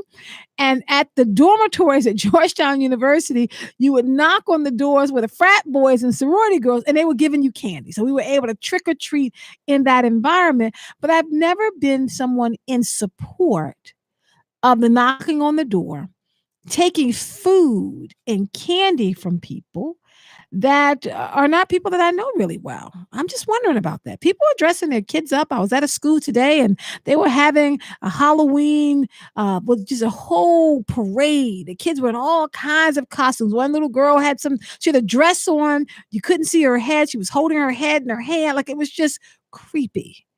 But people do it, and I don't understand it. Let's talk about it. 410-319-8888. Is it time to get rid of these pseudo holidays and start putting our money somewhere differently? Or is it just for fun? I don't see the fun. 410-319-8888. I have Patrick Scientific. He's a host for Audio Infusion right here on WEAA. Patrick Scientific, how are you, sir? I'm doing fine. How are you doing? I'm doing well. I'm glad you called me. Yes, and I think people celebrate Halloween, and the reasons they celebrate is based on the age group. Okay. My son is 6. He has no clue what you're really talking about. He knows that he can go out to specific neighbors' places and get candy. When I was 6, that's what I felt about Halloween. It wasn't that serious. I got free candy. When I got older, I got a bag snatched. And then as you get even older, you start realizing, well, what is Halloween about? Right. But I think it's for the kids. And let the kids have their fun. Well, let me ask you this. Let me ask you this, Patrick, because in your community, do you know your neighbors really well? Well enough to let him get candy Okay. from them. Yeah. Okay. Because I was wondering about that. In my community, I don't have young kids. My boys are older. So I don't really know my neighbors. I don't even really know the other kids on the block. So I'm thinking I'm knocking on the door of someone that I don't really know very well, getting stuff from them that my kids are going to eat. Not everyone celebrates Halloween. They'll be like, nope, I don't have any candy. Then you go to the next door. It's not serious. It's not serious? Opinion. Okay. So you're saying don't ban it, allow the kids to get their free candy, and they'll eventually grow out of it. I mean, eventually. Now, I would say don't take it as serious as people want to take it. Now, tell me, what is your son dressing up as? I have no idea. Mom's out on the costume, and he'll be out, and I'll be at home giving out candy. Okay. Thank you so much, Patrick Scientific. I appreciate you. Folks, WEAA host for Audio Infusion. We have Robin on the phone from Baltimore. Robin, Halloween, yay or nay? Nay. Nay. Tell me why. It is not the same as it used to be. It used to be the neighborhoods were a community. You knew everybody in your block and everybody in your neighborhood, and everybody looked out for each other's kids. So that you knew when your kid came home with a bag of candy, like when I came home with a bag of candy when I was young, it was just candy. As I got older and you realized that people were taking their children's bags of candies to hospitals to have them x-rayed for razor blades and apples. Oh, I remember. That's when I was growing up, Robin. You must be around my age. I remember that. Yes. So now that I have a son and grandchildren, I never took my son trick-or-treating. He went to a Christian school, and they said that Halloween was a pagan holiday. And on that day, they went to school dressed as what they wanted to be when they grew up. Okay. So you had a bunch of doctors, a bunch of nurses, police officers, social workers, whatever. But we don't celebrate it. And my grandchildren don't necessarily celebrate it either. They participate in activities at church. Yeah, I'm just trying to figure out this Halloween thing. And we put it up as a holiday. I mean, I know we're not out of school, but we do see it as this big celebration. And the way I was told as a child, because I'm a pastor's daughter, that this is a day to remember the dead and saints and martyrs. And so that's why my dad said, we're not doing this. Right, it's All Hallows Eve.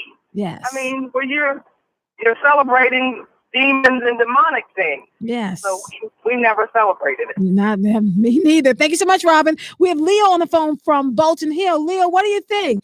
Halloween, yay or nay? Dr. K.Y.'s Whitehead, I don't know what to think. I don't know. I know when I was a child, 122 Elementary School here in the city, the Samuel Coleridge Taylor Elementary School, my mother dressed me up as the Lone Ranger with authentic boots and 2 guns, and I won a prize as the distinguished cowboy. It was authentic stuff, and it cost money. And we thought of it. I was acculturated to think of it as fun, and then I learned more about it as I grew into adulthood and understood it wasn't as much fun as previously thought in terms of its intent. But let's be real. It's capitalism 101. Oh, yes. I mean, folks are making money big time. And that is that's what's important for big business, to make money and costumes. But it is an American cultural violence and demonic exercise right now in terms of how we've allowed social media and the technology to exploit Halloween. So I'm not opposed to it per se, but I do think that we Americans, the American culture allows its victims too frequently to be American citizens, and we're victimized and manipulated par excellence. We're manipulated to a point that we come to like things that may or may not be in our best interest. Right. And so what can I tell you? We just got to be ahead of the action. We've got to teach the facts behind it and hopefully keep things under control, because I contend they're out of control in the United States at this point. Demonic violence is the order of the day. And we know that coming out of this weekend, right, Leo, where a man went into a synagogue and shot 11 people, or the white man tried to get into the black church and couldn't, so he went to the Kroger to shoot black people, or the kid that had the gun at school and shot the person he was fighting, or the kid that took the gun in school because he was being bullied and shot the person who bullied him. And we're seeing a rise in what looks like a lot of demonic, violent activity. Yeah, well, I agree, and it's fantasy, and I'm not sure that you can't cater to some extent to fantasy as long as children understand the difference between reality and virtual reality, and some of us don't seem to understand. No, I don't think adults don't having a problem with that, right? Yeah. I mean, where the technology's got them so bumfuzzled that they've lost a sense of basic values. Absolutely. That's why I prize Kwanzaa and think Kwanzaa ought to be preeminent in our cultural makeup. Yes, absolutely. Let's talk about unity. Let's talk about, talking about financial stability, supporting our community, coming together with family. Absolutely. Thank you so much, Leo. We have OJ on the phone. OJ is a new caller from Hartford County. OJ, Halloween, yay or nay? Nay. Tell me why. First of all, I was brought up trick or treat, and number one, the Bible says we're destroyed for lack of knowledge. Right. And it's satanic. And what gets me, it says trick or treat. If you don't treat me, I'm going to trick you. I'm going to do something to you. But it's not right. And look all the money they make out of it. Yes, they do. It's about money. I mean, and they say, well, what should we do? I know years ago, I've got information about it, and I would put it in the doorways and tell people about Halloween. And then the next day I came outside, it was thrown away. So they said, what are we going to do? I said, well, teach your kids. We need to take time and teach our kids and what's right and what's wrong. So that's my take. Thank you so much, OJ. I appreciate you. Folks, Halloween, yay or nay? I mean, if you are someone where you are a Christian or maybe you are Muslim, do you actually take your kids out? Do you dress them up? I mean, I'm hearing now that people see it as satanic. I heard that in the black church growing up in the South, that Halloween was a satanic holiday. It was a satanic day where you dressed up as ghouls and witches and goblins, and you gave a place to the dead, even though the Bible says let the dead bury the dead. That's what I was taught. I'm not sure if we should be focusing on a day that really, when you look at the money, $7.4 billion is what people spend on Halloween. It's not what it used to be. 410-319-8888. What I think is interesting is that every year we seem to have the same conversation where we're talking about why white people should not put on blackface for Halloween. We saw it last year when there were some students who attended one of the independent schools when they dressed up as Freddie Gray and they had the orange jumpsuits on, appropriating parts of black culture for fun and sports. We've already seen it this year. But we have a clip here about the history of blackface, a cultural history of a racist art form. Let's take a listen to this, and I'm going to come back to the phones. Donna, I'm going to come right back to you. Let's take a listen to this, folks. The shininess of the black against the big white clown's mouth, the hat, the overlong tailcoat, mocking. It always gives me the jolt that racist history does. Blackface is so tied to comedy, to people enjoying themselves, to people having fun, that rattles you still more. Well, Mr. Tambo, you seem to be enjoying yourself this evening. Enjoying myself? I sure is. White minstrel performers claim that what they did on stage was based on their perceptions of how black people lived. Some of this came out of a genuine fascination with the music, the songs, the dances, the performance styles of black people. But it's also where Jump Jim Crow was born, along with other characters depicted as lazy, lying, or buffoonish. Remember, this was all happening before the Civil War. Slavery was all about creating visions, types, stereotypes of an entire race of people as subhuman in every way. By the 18th So that was Margot Jefferson. She's a Pulitzer Prize winner. She was a cultural critic for the New York Times, talking about the history of blackface. And I bring that up. You're probably thinking, well, how did I get from talking about Halloween to talking about blackface? Because we're already seeing cases where white folks are putting on blackface for Halloween. So maybe we can use this as a teaching session to tell people that blackface worn by a white person is not a form of Halloween. Dressing up like Trayvon Martin in like a sweatshirt, holding a bottle of tea and some Skittles, that's not something to joke around. Appropriating Black culture, appropriating Native American culture, appropriating Hispanic culture, that's not how you should be dressing up for this so-called day where you're celebrating the dead. That's not the way that you do it. We have Donald on the phone from Hanover. Donald, how are you? I'm doing good. And I spoke with you Friday to let you know how much I appreciate you yes, on you did. the I radio. appreciate that. And again, I just want to say proud and loud, we need you and continue to do what you do. Now, to answer your question, I'm definitely nay. I'm a Christian, love the Lord, and I just don't think it's something, especially as Christians, that we should celebrate. Right. Everybody have their mind, their own, what they want to do. But my sons are now older, but I never took them trick or treat. I think I took my oldest son one time, and that was over 20 years ago, and I felt guilty when I did that one time. And my other two, what we did things at the church. The church would have things so that the children wouldn't feel left out, and they celebrate when we knew at the end of the evening that whatever treats and things they got, we didn't have to worry about anything put in it or anything harmful, because we know that where everything was coming from. And I think, as you mentioned earlier, if you are a Christian or have any belief in God, yeah, I'm just wondering.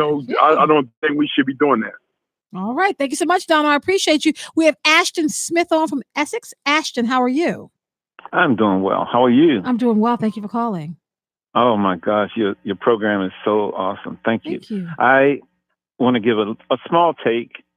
Probably all my kids are grown. My youngest is 38. So as far as Halloween, they never participated in the action and the celebratory ways of people, just dressing up. And it was like, I've heard, several of your responders. It's demonic. It's something that, comes from the pit of hell. I believe. in regards to knowing your creator and knowing who God is personally, I think it's got to be a personal understanding that an individual has to gain from this research and understanding. Hey, look at the sky, look at the creation, look at all the things that exist. But isn't it a wonderful way to draw children in? Think about that, Ashton. Look at how wonderful it is. Your kids can dress up and they get free candy. Like, what else is used to you draw kids right on in? Because they get drawn in with the idea of dressing up, however you want to be. But you also get free stuff, free sugar-filled snacks to just keep you moving forward. Yes. Oh, it's horrible. It's absolutely horrible. I don't oppose giving, because, I worked in a shelter for years. And it was just something that, hey, I believe God wants us to give, as well as, understanding that, there are people who are impoverished. There are people that, the word says that the poor you will have always with you. Yes. Oh, thank you so much. In that Ashton. way, yes. I thank you for your time. I appreciate you. We have Travis on the phone from Charles Village. Travis, how are you? Yes, I just wanted to quote, how you doing, Travis? I haven't heard you in a while. I see you on Facebook Live all the time, but thank you for calling, sir. Yeah, I usually don't call in, but I know. when I started hearing all of the hypocrisy and people trying to be deep, I had to call in. Welcome back. Yes, I want to leave these 5 scriptures in. Just take 20 minutes and say something. 1 Corinthians 1:27.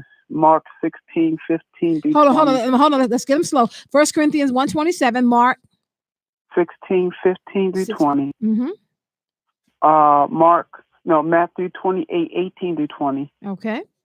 Acts 1:8 and Acts 8:1-8 tell us to evangelize, witness, soul, evangelize, be soul winners, go into the community and minister. But I wanted to say, it's a great time for kids to dress up as biblical characters and dress up as what they want to be when they grow up. Right, do something a a little lot different. of churches will be having Hallelujah Night, Trunk and Treat. I think it's a great time for churches to do what they should be doing anyway, evangelizing, winning souls, and reaching out to their community. This will be a great time for the churches in the Baltimore City area to invite the young people from their community into their churches to minister to them about Jesus Christ in the Bible. Okay. And use as an opportunity. So still do the trunk and treat, still give them candy, but give them an alternative. Yeah, and there are a lot of churches and ministries that are doing that. Yeah, I've seen the trunk and treat. All right. Thank you so much, Travis. We have Abdullah on the phone. He's a new call from Baltimore. Abdullah, how are you? I'm fine. It's great to be able to call in. It's the first time I called, and I didn't think I was going to get through. Welcome. Hi. Okay. So I have my grands in here. Hello, grands. The one thing I wanted to kind of point out is that historically, people believe what they want to believe. Right. Because even when you show absolute historical facts, people are going to continue to practice, preach, teach things that even if it's shown outright as facts or not or non-factual, they're still going to practice. Right. So when people, when they practice Halloween, Christmas, or whatever else, it doesn't offend me anymore. I don't even think that people should waste time trying to, prove who's right and what belief and what's right and wrong. As a matter of fact, allowing people to show themselves for who they really are might be the very thing that helps us, because then people are not walking around hiding, having secret parties, secret societies and all that. And when you show yourself for who you really are, that's a free society.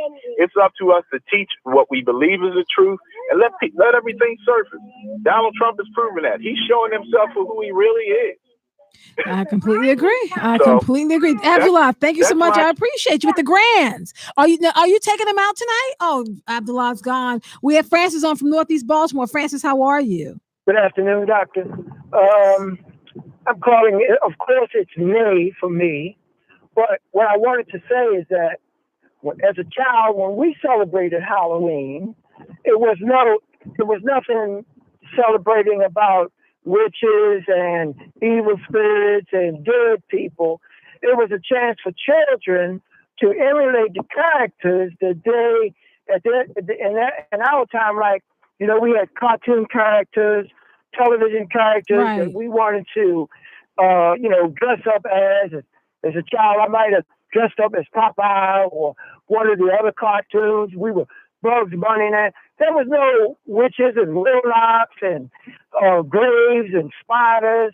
These things have come up lately in Halloween. We get more and more people, showing, dressing up their homes, celebrating seems to me as some type of evil form. That wasn't always the way Halloween was celebrated.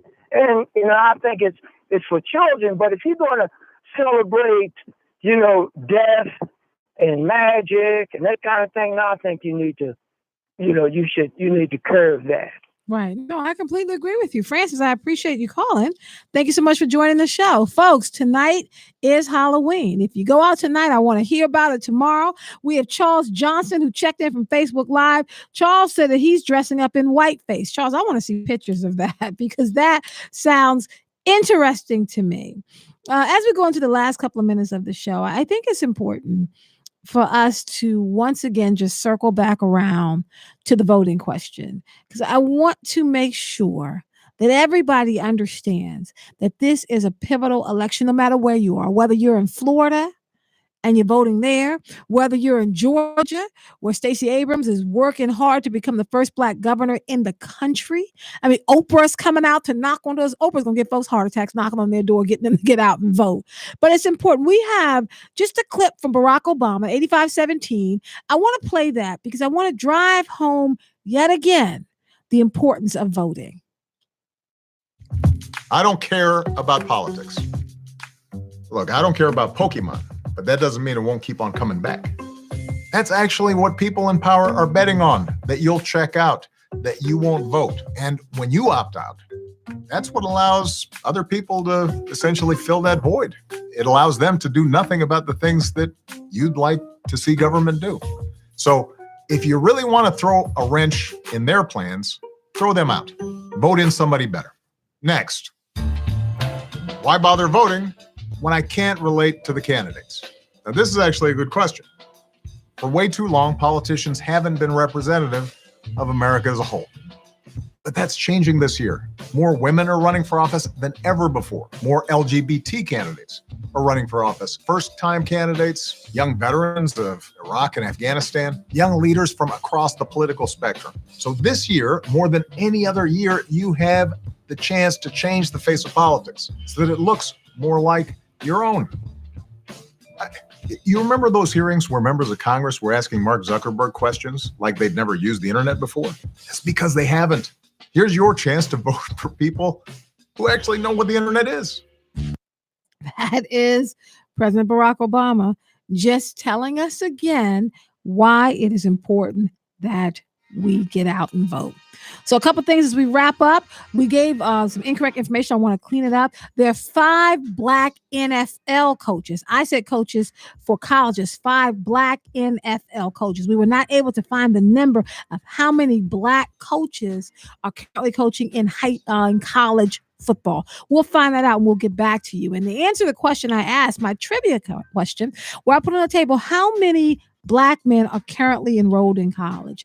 When we asked that question last night at the panel, people said 20,000. They said 30,000. No, folks, there are 1 million Black men currently enrolled in college. 1 million. Help us to correct the narrative.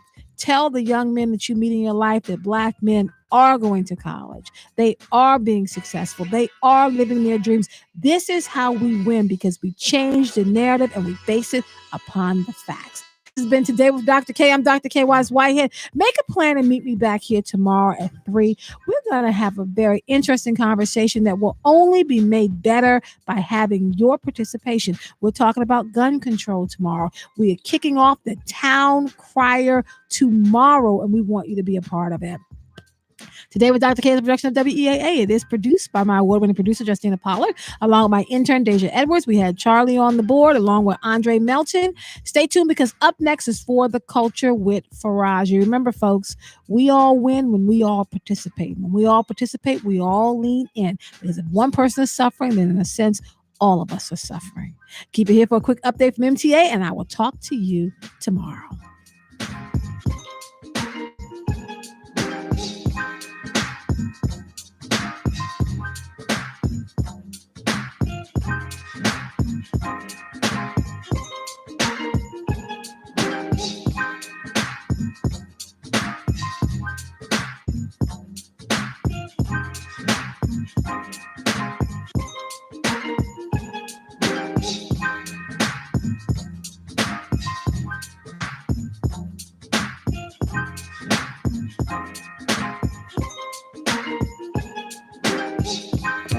If you're looking for the very best in conversation, great music, and of course, the very best slow jams in the city, make sure you join me, LaDon Black, nightly, 7 p.m. to 10 p.m., Monday through Friday, right here on your community station, the station that's your source for cool jazz and so much more, WEAA 88.9 FM. Baltimore, we're with you. It's Mornings with Mikkel, Monday through Friday, 6 a.m. to 10 a.m. Lock us in and get elevated. Special local and national contributors of finance, health, education, and keeping you socially and politically on point. Featuring Spotlight on Women in Music, Fresh Inspiration with Calais, On the Mark with Mark Clark, and music for every generation. Mornings with Mikkel, Monday through Friday, 6 a.m. to 10 a.m. on WEAA 88.9, The Voice of the Community. Celebrating 40 years of broadcasting, Morgan State University Public Radio, 88.9 WEAA FM and HD1, Baltimore. Jack Speer. President Trump is criticizing House Speaker Paul Ryan in a clash over Trump's intention to end unrestricted birthright citizenship for babies born in the U.S. to non-citizens. NPR's Kelsey Snell reports the split comes as Republicans are making their closing arguments to voters ahead of next week's midterm election. Trump took aim at Ryan on Twitter a day after the speaker said Trump could not act unilaterally to end birthright citizenship. Trump said Ryan should focus on keeping a GOP majority in the House, not weighing in on Trump's purported plan to issue an executive order to end the practice of automatically granting citizenship to anyone born within the United States. Ryan says he's a believer in the plain text of the Constitution, and the 14th Amendment protects birthright citizenship. The decision to directly refute the president on citizenship is a significant departure for Ryan. He's been cautious about criticizing Trump even when the two seem to disagree. Kelsey Snell, NPR News, Washington. Defense Secretary Jim Mattis is pushing back on assertions that sending thousands of U.S. troops to the southwest border is a political stunt ahead of next week's midterm elections. Mattis telling reporters at the Pentagon, "We don't do stunts," and saying the current deployment of roughly 5,200 U.S. troops is based on a request made by another government agency. We're there in support of the Secretary of Homeland Security, who needs additional military assistance. Troop deployment comes as an estimated 4,000 Central American migrants have been walking across Mexico toward the U.S. southern border. Trump says as many as 15,000 military personnel could be sent to that region. In Pittsburgh today, more funerals for the victims of Saturday's attack at the Tree of Life Synagogue, among them a memorial service for Irving Younger. NPR's Jon Stewart has more. Family and friends gathered at the Rodef Shalom Temple to remember the 69-year-old father and grandfather. Josh and Scott Rudkin, lifelong members of Tree of Life, said Younger was known for his sense of humor, devotion to his family, and commitment to his congregation. Used to see him at services on the high holidays. Irv was there every Saturday, though. He's really a true patron, really kind of represented the synagogue really well. Just the nicest guy. Just cared about family, community, and just not an ounce of hate in his body. Funerals continue in the coming days for the 11 victims of the shooting. Jon Stewart, NPR News, Pittsburgh. Companies were adding jobs this month at a robust pace. Payroll processor ADP says private sector companies added 227,000 jobs in October, including jobs in manufacturing, retail, and professional services. Stocks soared higher for a second straight session as what has been a punishing month came to a close. The Dow Jones Industrial Average was up 241 points today. The NASDAQ rose 144 points. This is NPR. Jam up southbound 395 between Conway Street and 95. Inner loop is cleared on 695 with backups if you're traveling between 70 and Security Boulevard and again between Park Heights Avenue and Perring Parkway. Outer loop is backed up between 95 and White Marsh Boulevard and again between Perring Parkway and Green Spring Avenue. Jam ups northbound 795 after 695 to pass Owings Mills Boulevard and travel along 83 northbound and stop and go between Shawan Road and Belfast Road. Jones Falls Expressway is congested northbound if you're traveling between Madison Street and Jura Park Lake Drive. And if you're traveling northbound, you'll be backed up between Northern Parkway and 695. Northbound 895 is jammed off and on between Frankfurt Avenue and the Harbor Tunnel. And as you're traveling along northbound 95, you'll be backed up between 95 and the Fort McHenry Tunnel and southbound between Caton Avenue and Waterloo Road. This update is sponsored by AARP and the Ad Council. For more traffic updates, log on to sigalert.com. I'm Margot Burr with your Baltimore area traffic. Support for WEAA traffic and MTA report is provided by Exergen Temporal Scanner Thermometer. 88.9 FM reminds you that the views expressed on WEAA programs are those of participants and not necessarily those of Morgan State University, the staff, management, or underwriters of Baltimore's home for cool jazz. WEAA 88.9 FM. I do this for my culture.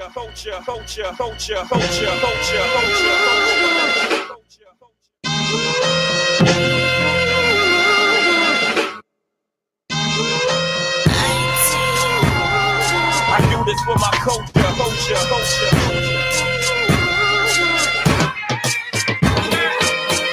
Peace and welcome to For the Culture right here on your source for cool jazz and more. WEAA 88.9 FM and WEAA.org. Absolutely the voice of the community. I'm your host, Faraji Muhammad. Thank you so much for checking in and riding with me this evening, folks. for another exciting edition of the show. All right, I am looking forward to this conversation because there are so many levels to this, right? As the great Meek Mill says, there's levels to this. There are levels to this situation, this whole conversation that we're going to have tonight as we look at what's been coming out of Washington, D.C., where the president is saying that he is looking to challenge the whole constitutional amendment of allowing children who are born from immigrant parents to be seen or to gain citizenship, natural citizenship, what they call birthright citizenship. So tonight, we're going to have a conversation. I want to get your thoughts on this as we discuss levels to this particular conversation, because one, there is a huge, this is a big part of the conversation around the immigration policy. But I want to go deeper because oftentimes immigration is just relegated to, and this is part of the propaganda that we have all been subjected to. But a lot of times when we have immigration conversations, we're thinking about those individuals just from Latin America, those Latinos and Hispanics who are coming out from those parts of the world, South America. But then there's the immigration conversation from Africa, right? That you cannot allow that part of the conversation to not be spoken of. And then what about the other one? What about the other one, folks? There's a whole continent of folks that come across the waters to seek a better life, and here these United States of America, Europeans. How does that work out? So President Trump's view on immigration is oftentimes very, very, very focused view, very targeted. But this is a big part of the conversation. Europeans, Africans, those who are from the islands, those who are from South America. And I mean, you're talking about a global conversation here. And so the president is saying, hey, if these individuals are coming across the waters and they happen to make it in the United States, and if they give birth in the United States, that child should not be considered a natural citizen. Okay. What about the legality of this situation? Can the president truly shut down an amendment, a constitutionally protected amendment with an executive order? Can he truly do that? We'll have that. We also got to talk about constitutional protected freedoms. I'm not saying that this is going to happen, but I feel like this is a slippery slope to something much bigger. That if a president is looking to change or to stop or to modify a constitutional amendment, right, that this may be the beginning of the end of constitutional protected freedoms. That's what I'm thinking. That's the slippery slope that we have here. That all of those freedoms that are outlined in that great document may now be at jeopardy of being changed or just being completely done away with because of an executive order from the White House. So you have constitutional scholars and constitutional experts, and all of these folks are just chiming in and saying, wait a minute, hold up. And then that adds to the ongoing conversation that the Constitution is being ripped to shreds. Now, if you look at the Constitution of the United States of America, folks, as much as we like to talk about the great challenges, the many issues, the Constitution of America is one of the greatest documents that have come from the minds of men in the last 400 years. Yeah, you can quote me on that. It's one of the greatest documents because there's no document that really speaks to the morality. And I know what you're about to tell me, but if you read the Constitution, it's not just a document about laws. There's a document about morality, and the roots of the Constitution, the sources, the roots of the Constitution comes from everything from religious institutions, as well as all types of great teachings, because you can't talk about protecting the freedoms of human beings without going into a much larger conversation about the creator and the divine and the divinity of things. You can't. They can't be, and I know that we're often taught that church and state should not mix, right? But at the end of the day, the Constitution comes out of some level of church thinking. It comes out of that. The divine freedoms of life, liberty, and the pursuit of happiness. These are freedoms, right, that are quote unquote bestowed upon all of us as human beings, not just as citizens of a particular group or of a particular country. So these are some things that I think that we need to look at. The other big part about this is that, President Trump he's a man of timing. And there's no great timing to get people really ruffled about what the future is going to look like, other than 7 days or 6 days before another major election. A lot of levels to this conversation. But I'm not going to take on this conversation by myself. Certainly, I'm going to have a guest that's going to help us to think through this whole situation. And I'm so happy that he's able to talk to us a little bit about it, because he is a proud birthright citizen. He serves as the founder of the Sanctuary Streets, which is a collective of volunteers who accompany immigrants to court. And as I mentioned, he was a birthright citizen, simply meaning that he's been born here in the U.S. to immigrant parents. So we're going to be talking to Mr. Andrew Rennell in a few moments to have this conversation. Plus, I certainly don't want to, you know how you and I do. You know how you and I do. I need to hear from you. So in a few minutes, we'll also hear from you, 410-319-8888. We are live streaming on weaa.org. I'm also broadcasting live on our Facebook page at Faraji Muhammad, at FARAJIIMUHAMMAD. And I want you to share your thoughts as we have this very, very important conversation. All right, so look, I'm going to take a quick break. When we come back, we're going to talk to Andrew.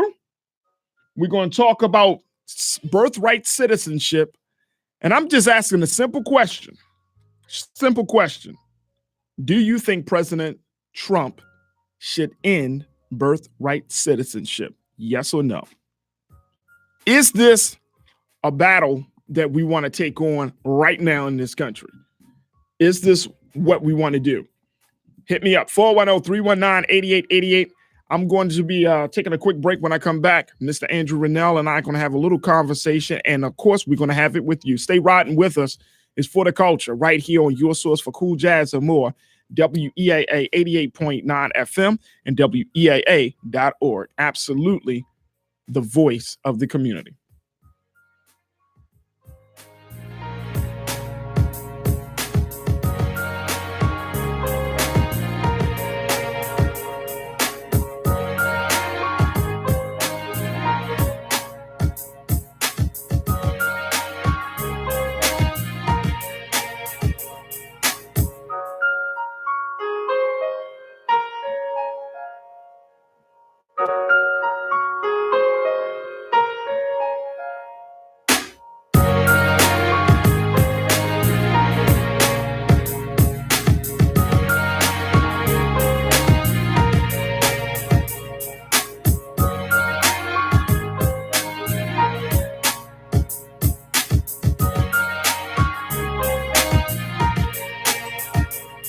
Peace and welcome back to the show, For the Culture, here on your source for cool jazz and more. WEAA 88.9 FM and WEAA.org.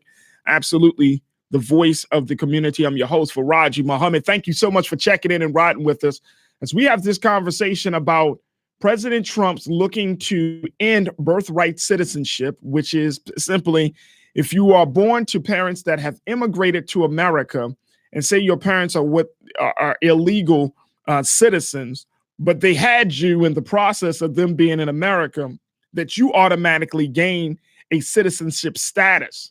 You are an American citizen simply because you were born in the United States. President Trump is saying, we need to change that. And he's looking to change this by executive order. Now, this came up earlier.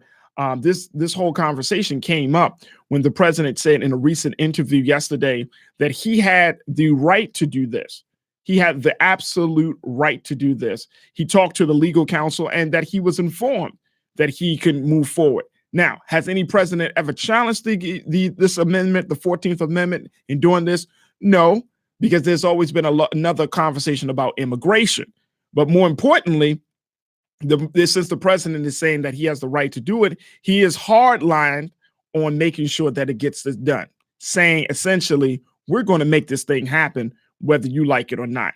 Joining us in this conversation is a gentleman who is doing some work with those who do immigrate to the country from various places around the globe.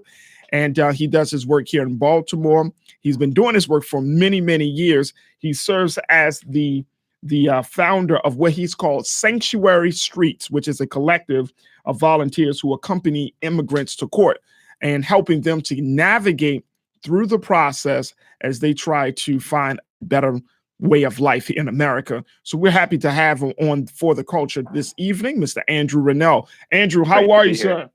I'm doing great. Thank you so much for inviting me to this important conversation, which I'm looking forward to contributing to. Absolutely, Andrew. Let's talk about this. First and foremost, when you heard the president saying that he has the power by executive order to change what's in the Constitution, an amendment that's been in the Constitution since its inception. Now he's saying that he has the power to do it. What were your initial thoughts? Well, I want to take a step back and talk about my initial feeling. Okay.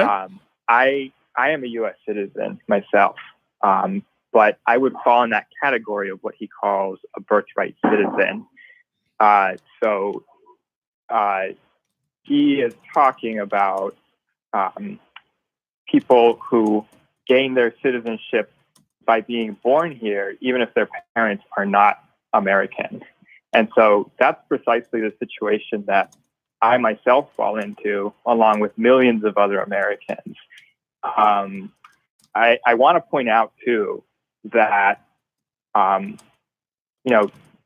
he is not saying, at least from the sources that I've read, he is not specifying that he is only talking about the children of undocumented immigrants. So I think, and even if he were, by the way, even if he were just talking about the children of undocumented immigrants, I still am not alone in finding that to be hugely problematic. But it's interesting to me that he has not even specified that that's who he's going after. If you recall some of the rhetoric throughout the years, bashing this idea of chain migration, lying to everybody, saying that our immigration system is out of control and that people can bring their cousins and their distant relatives, which is just not true. All of this, I think, is playing into this sort of division of us versus them. And I do think you're on point when you sort of assume that this is a bit of a political maneuver, right? Being that the midterm elections are just around the corner. And so, I think what he's really trying to do is rally his base for the election. Yeah.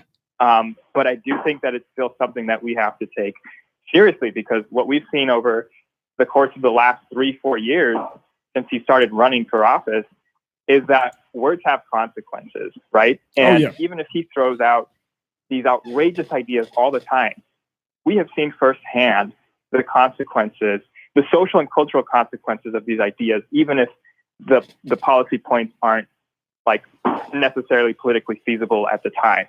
But what's kind of scary is that what he's doing, even though it's not entirely politically feasible right now, he's making this a mainstream debate. Which is a good thing, right? Well, would you say it's a good thing or no? My initial inclination, my reaction is that the idea of mainstreaming this notion that people should be stripped of their citizenship is definitely not a good thing.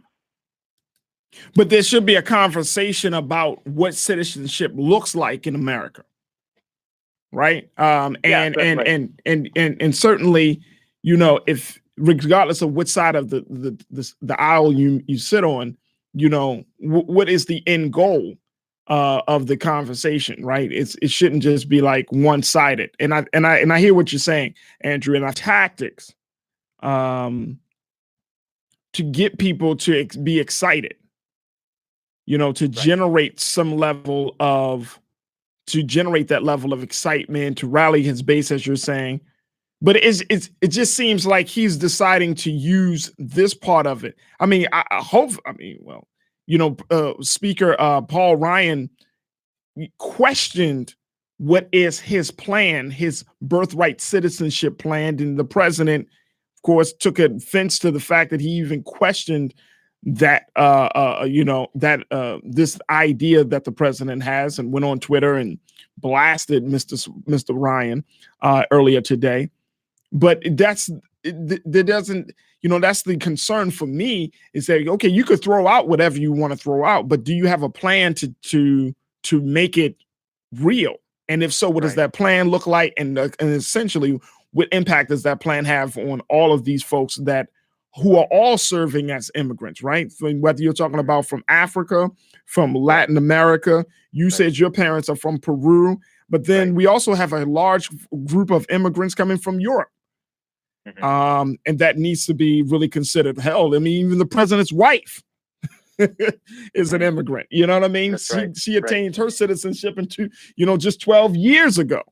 And his previous wife was an immigrant. So I'm trying to understand. I'm trying to understand what are we trying to accomplish here, Mr. President? Well, you know, you're not the only one. I think plenty of people are trying to wrap their minds around this, and I think this is one of those things that is just really hard to wrap your mind around, because it doesn't make much sense. I mean, at the end of the day, everybody. Well, you know, suppose we're talking about the president's base, which is for the most part, you know, white Americans. You know, their families having been present here maybe for a different number of generations, but even for an American for a white American who's been here, whose family has been here for generations. I mean, technically, somewhere down the line, your ancestor is a birthright citizen, because there has to have been one in your family who was the first to be born in America. Yeah. Right? And so you kind of hit on that with pointing out that, like, well, the president's wife is an immigrant. Does that make their child a birthright citizenship? Yeah. Right? There's so many things about this. Right. So many details that you know are not thought through. But what's scary, Faraji, and I think what we kind of have to take a bit seriously when he does put out these wacky ideas is that, you know, I think for the most part he operates in a way in which he doesn't care about details, right? He figures that the details will get figured out. And so what I'm thinking specifically of is the whole travel ban situation, right? When he first started talking about, you know, he was calling it the Muslim ban, right? Right. And, you know, of course, people were like, you can't do that, right? Like, what are the details? I think his whole sort of approach is, to hell with the details. I'm just going to push this through. And even if, you know, the courts shoot it down, my legal team is just going to come back with tweaks, right? And so it sort of became this like political ping pong. And what we have now isn't the original ban that he promised his fan base, right? But it is a sort of watered down travel ban on people from certain countries. Yeah. And so, you know, that's what we have to be cautious about, because oftentimes I think we can sort of underestimate, right? We can say, this guy's wacky, he has no idea what he's doing. But that's the danger. That's the dangerous part, though, because considering, I mean, you could say that about somebody that you meet on the street. You shouldn't say that about the president of the United States. Right. That's the concerning part about it. Really quickly, I want to try to get we're going to try to get a few calls in before we take our first break. 410-319-8888, folks. We're talking to Andrew Rennell, who serves as an advocate and an activist, but most importantly, he's the founder of Sanctuary Streets, a collective of volunteers who accompany immigrants to court. He's talking to us about how the president has put out there that he can end what they call birthright citizenship by executive order. Do you think that this should be done? 410-319-8888. Also hit us up on our Facebook page, For the Culture 889, to let us know your thoughts. Let's go to Leo Barrows. Leo, talk to me, sir. Thank you so much for checking in. Yes, Brother Faraji Muhammad, how are you? I'm good. How are you? And Mr. Andrew Rennell? Yes, sir. Okay, well, you're on the money, Mr. Rennell and Faraji. The president wishes to accomplish a dictatorship in the United States. There are 33 countries, is it 32 or 33, that allow for a birthright citizenship. We're not the only country that's done that for many generations. Right. His executive order is one of overreach, but again, you've already alluded to it. He intends to force the issue pre-election in order to mobilize support behind his racist agenda. And I have to call him a xenophobe agenda. And I have to call him a xenophobe and a racist individual. And keep in mind, he's already ordered 5,000 regular Army troops to the border with Mexico and the United States? Outrageous.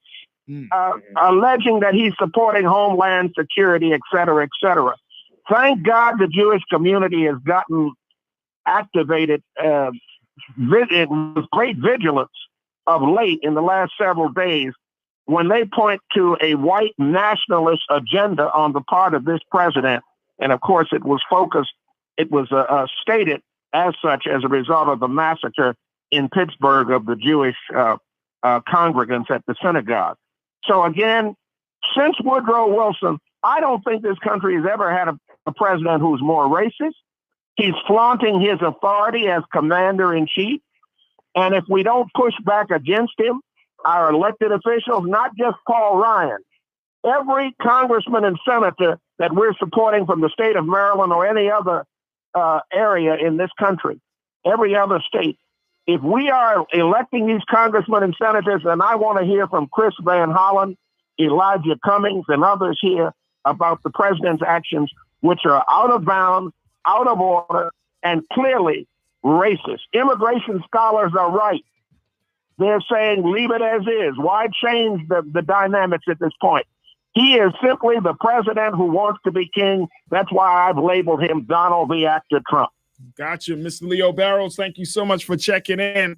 Look, folks, we got to take a quick pause. When we come back, more with our special guest, Mr. Andrew Rennell, as we talk about this ongoing issue, this hot debate right now, that the president of the United States wants to end what they call birthright citizenship by executive order. Do you agree or disagree? Do you feel like this is the time to do it? 6 days before the midterm elections, some Republicans are worried that this new policy decision, it will jeopardize the future of the GOP keeping control of the House and the Senate. And it gets a lot of people walking on eggshells. What are your thoughts? 410-319-8888. Also hit me up on my Facebook page at Faraji Muhammad. Stay riding with us as For the Culture right here on your source for cool jazz and more, WEAA. We'll be right back.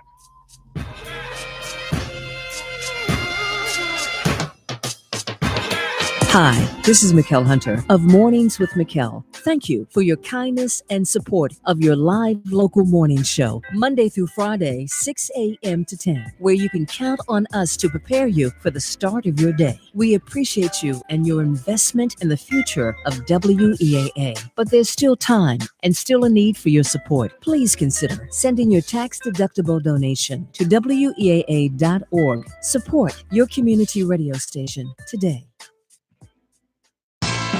Every day, there are musically gifted young people who aspire to be in the spotlight. They dream to be just as successful as the artists who inspired them to create their very own music. Join Robert Shahid in Masterclass as he highlights such gifted individuals that absolutely need to be heard. Monday through Friday at noon, only on WEAA 88.9 FM, the voice of the community. From Randallstown to Greenbelt and everywhere in between, we're loud and kicking. The voice of the community. WEAA 88.9 FM. I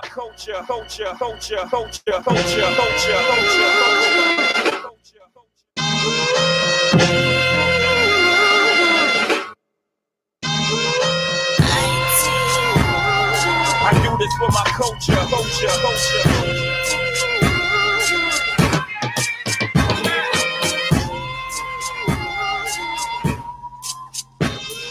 I do this for my culture.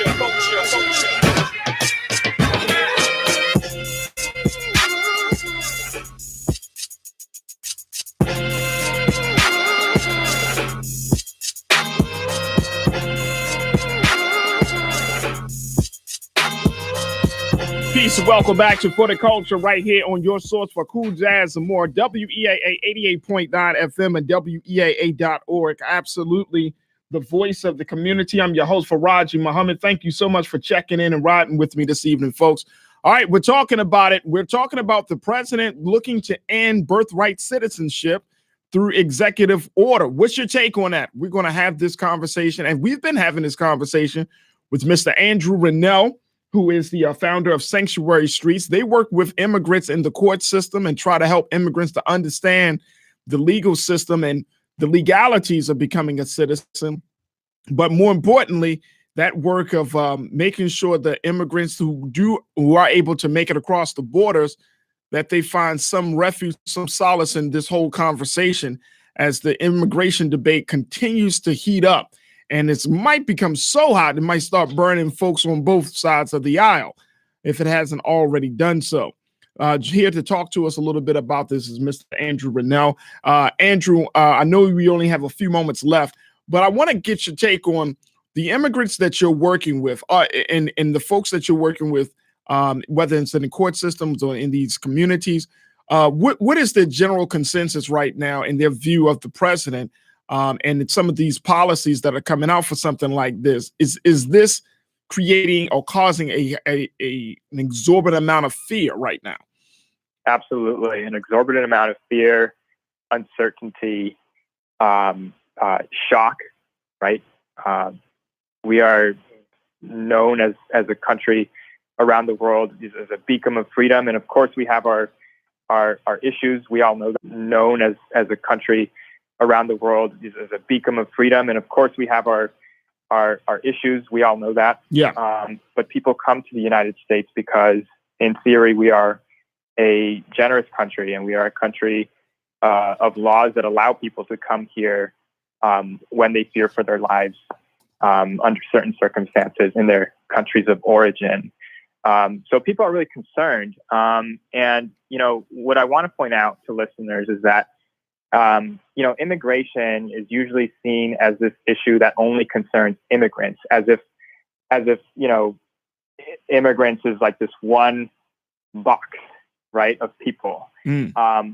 But, families tend to have people of different immigration statuses in them. What do I mean by that? So you might have parents who are technically immigrants, and their children might be U.S. citizens, right? And so some of the people that we help, they may have U.S. citizen children and are fearing for the future of their children. Yeah.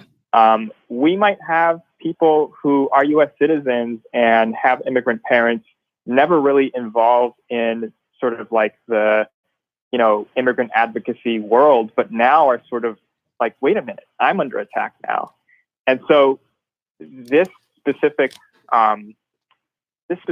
proposed executive order is something that's really shaking the core of who we are, precisely because we're a country, we're a nation of immigrants.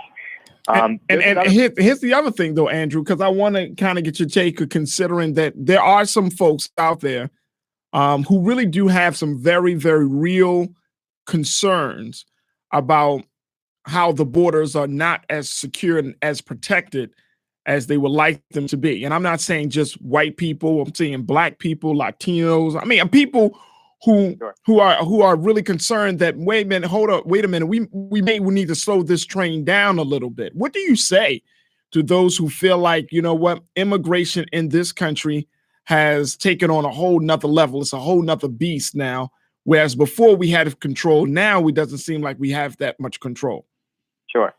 What I say to people is look at the facts. Look at the facts, study policy, study the history, right? Right now, we have more boots on the ground on the U.S. border, more fencing and more wall than we've ever had, more drones in the sky than we've ever had. And so you can't say that we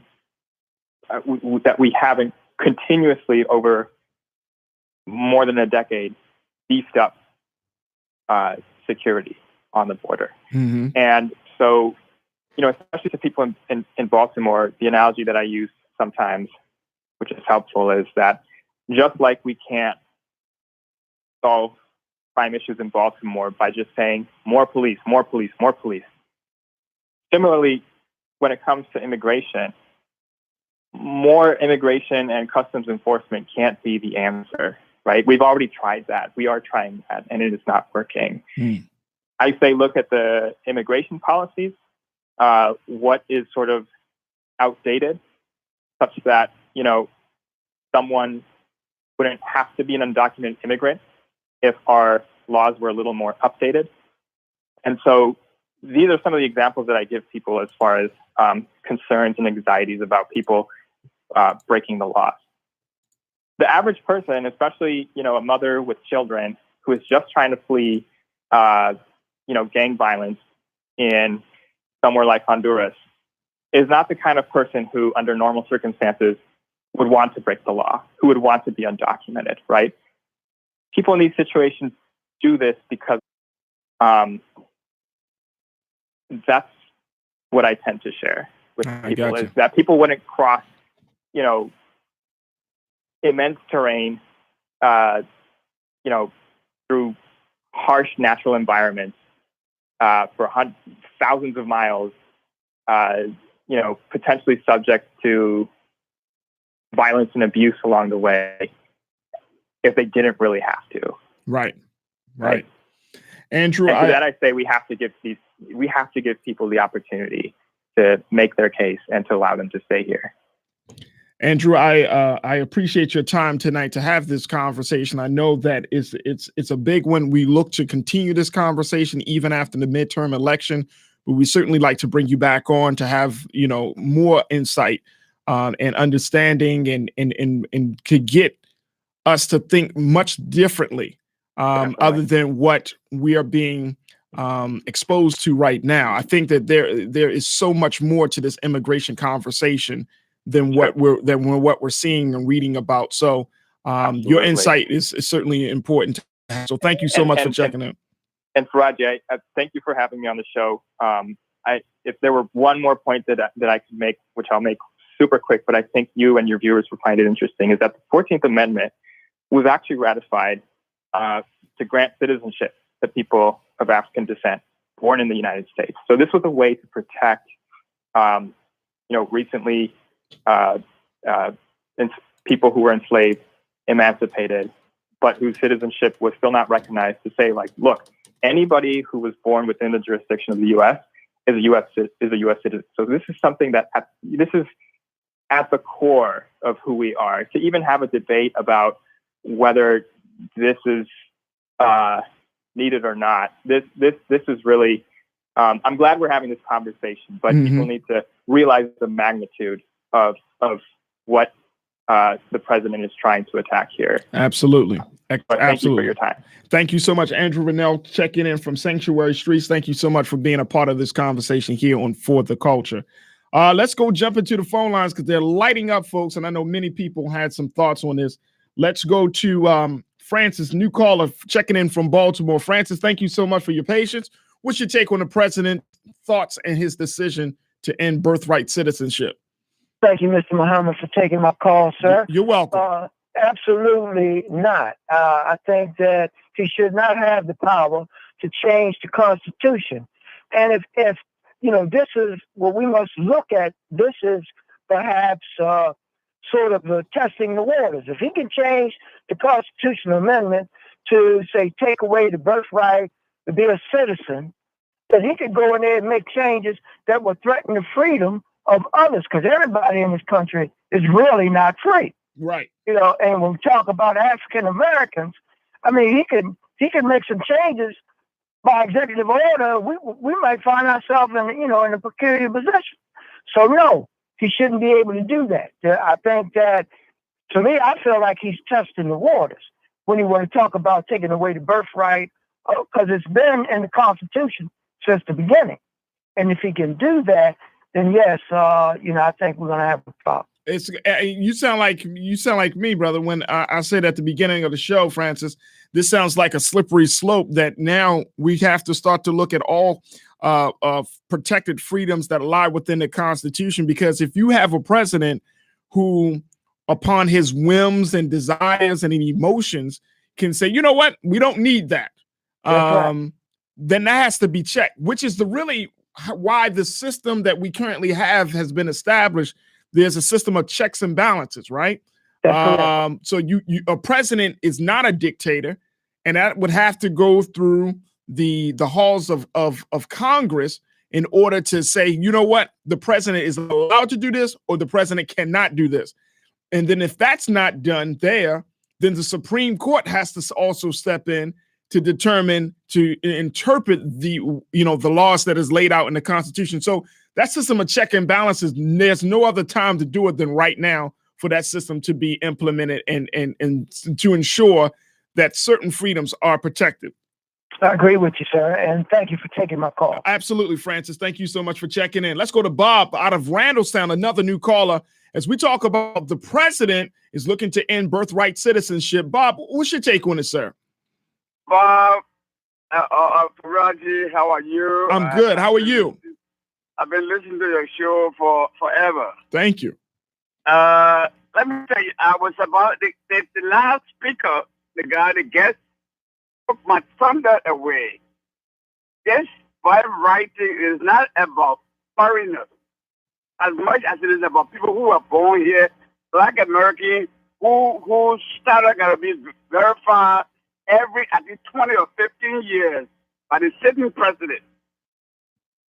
If Congress, not Congress, but if this man was to temper with that privilege, our African American brothers here would be facing the same problem that everyone, including those from foreign countries, would be facing.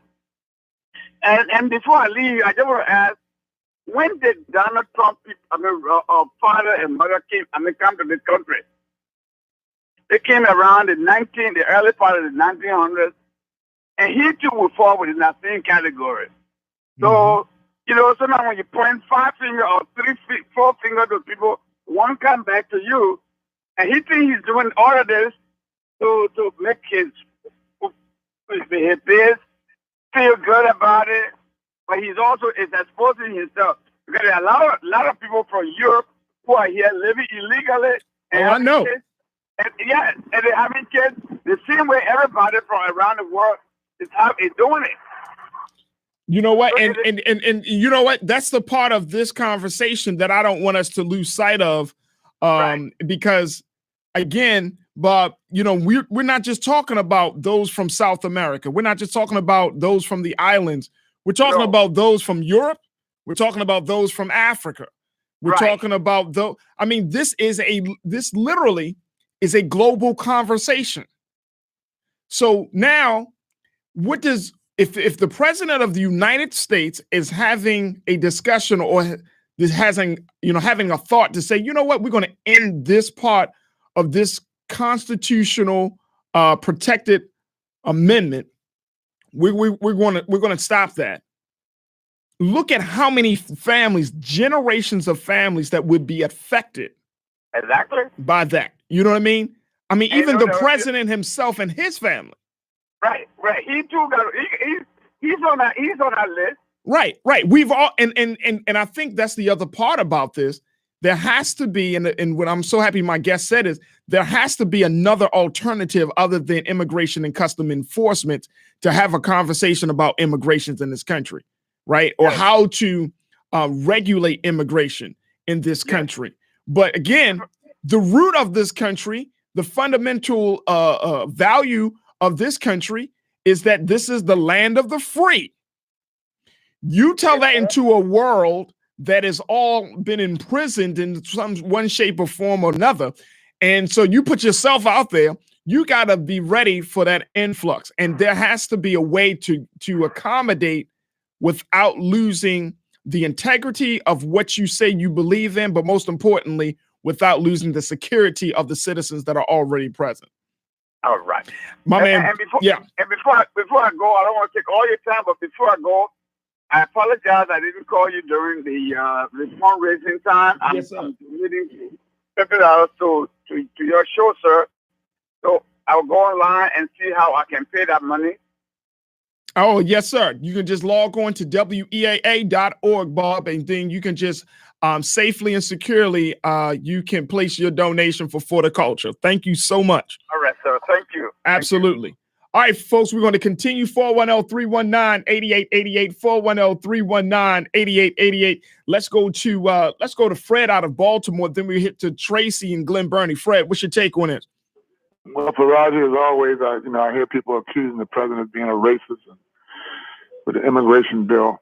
But, I challenge people to look back at Obama's immigration executive order concerning the Haitians. Okay. I'd like to know whether or not he was being racist, or was he following the Democratic Party philosophy for how to deal with the Haitian people. I mean, it's we say 5,000 people marching across the border.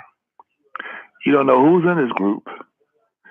They need to be stopped. I mean, really, when they get here, the people that's going to be affected the most is black people. I mean, there's proof that, you bring the immigrants in, they take all the jobs that black people should have. Mm-hmm. And here we are just constantly saying, oh, it's not right. Don't stop them at the border. I mean, we need to do something to deal with the black community. I think our focus should be on what happens to black people. And as I said, if you look it up, I think it's called the Miami News Times. And look what the Haitians said what Obama did to them. Well, here's what the word is, and I'm glad you brought that up, Fred. Essentially, the former President Barack Obama granted Haitian nationals in the United States what they call so-called temporary TPS, which is a temporary protected status. I understand that. For 18 months after that great earthquake in Haiti, right, in January of 2010, killed more than 300,000 people. Right. But then what the administration kept doing was extending the status several times after its initial designation. And so it got to a point that now we're looking at in July of 2019, their protected status will be ending. Because Obama failed to act on it before he left. Read the article. Look it up carefully. Yeah. Obama could have prevented that. They asked him to prevent that before he left office, so that the new scarecrow, which is what everyone seems to think he is, a scarecrow, wouldn't be allowed to send them back. But Obama refused to act on it. Look it up. Mm-hmm. Historical fact, man. I mean, the same thing that the Clintons did when they went to Haiti, took all the money. Ask the Haitian people what the Clintons did to them.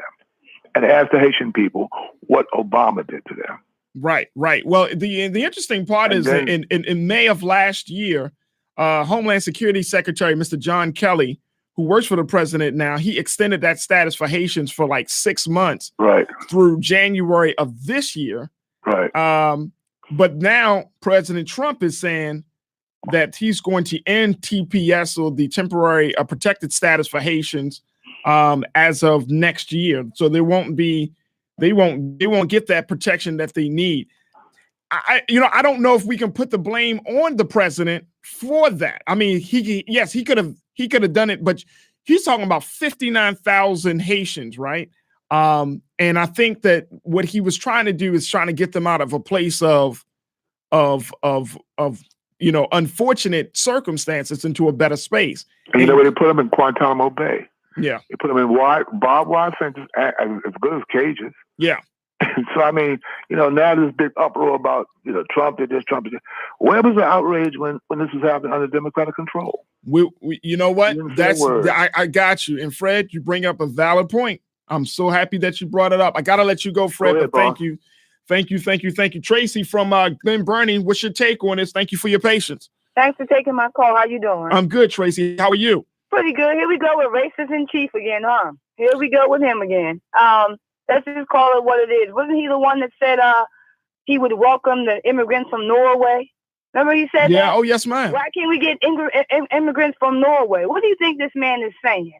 Now, I understand that the previous caller was talking about Obama and the Haitians and all that. I don't want to get into that because I think there's a lot more to that story than what sure. Oh, absolutely. touched upon now.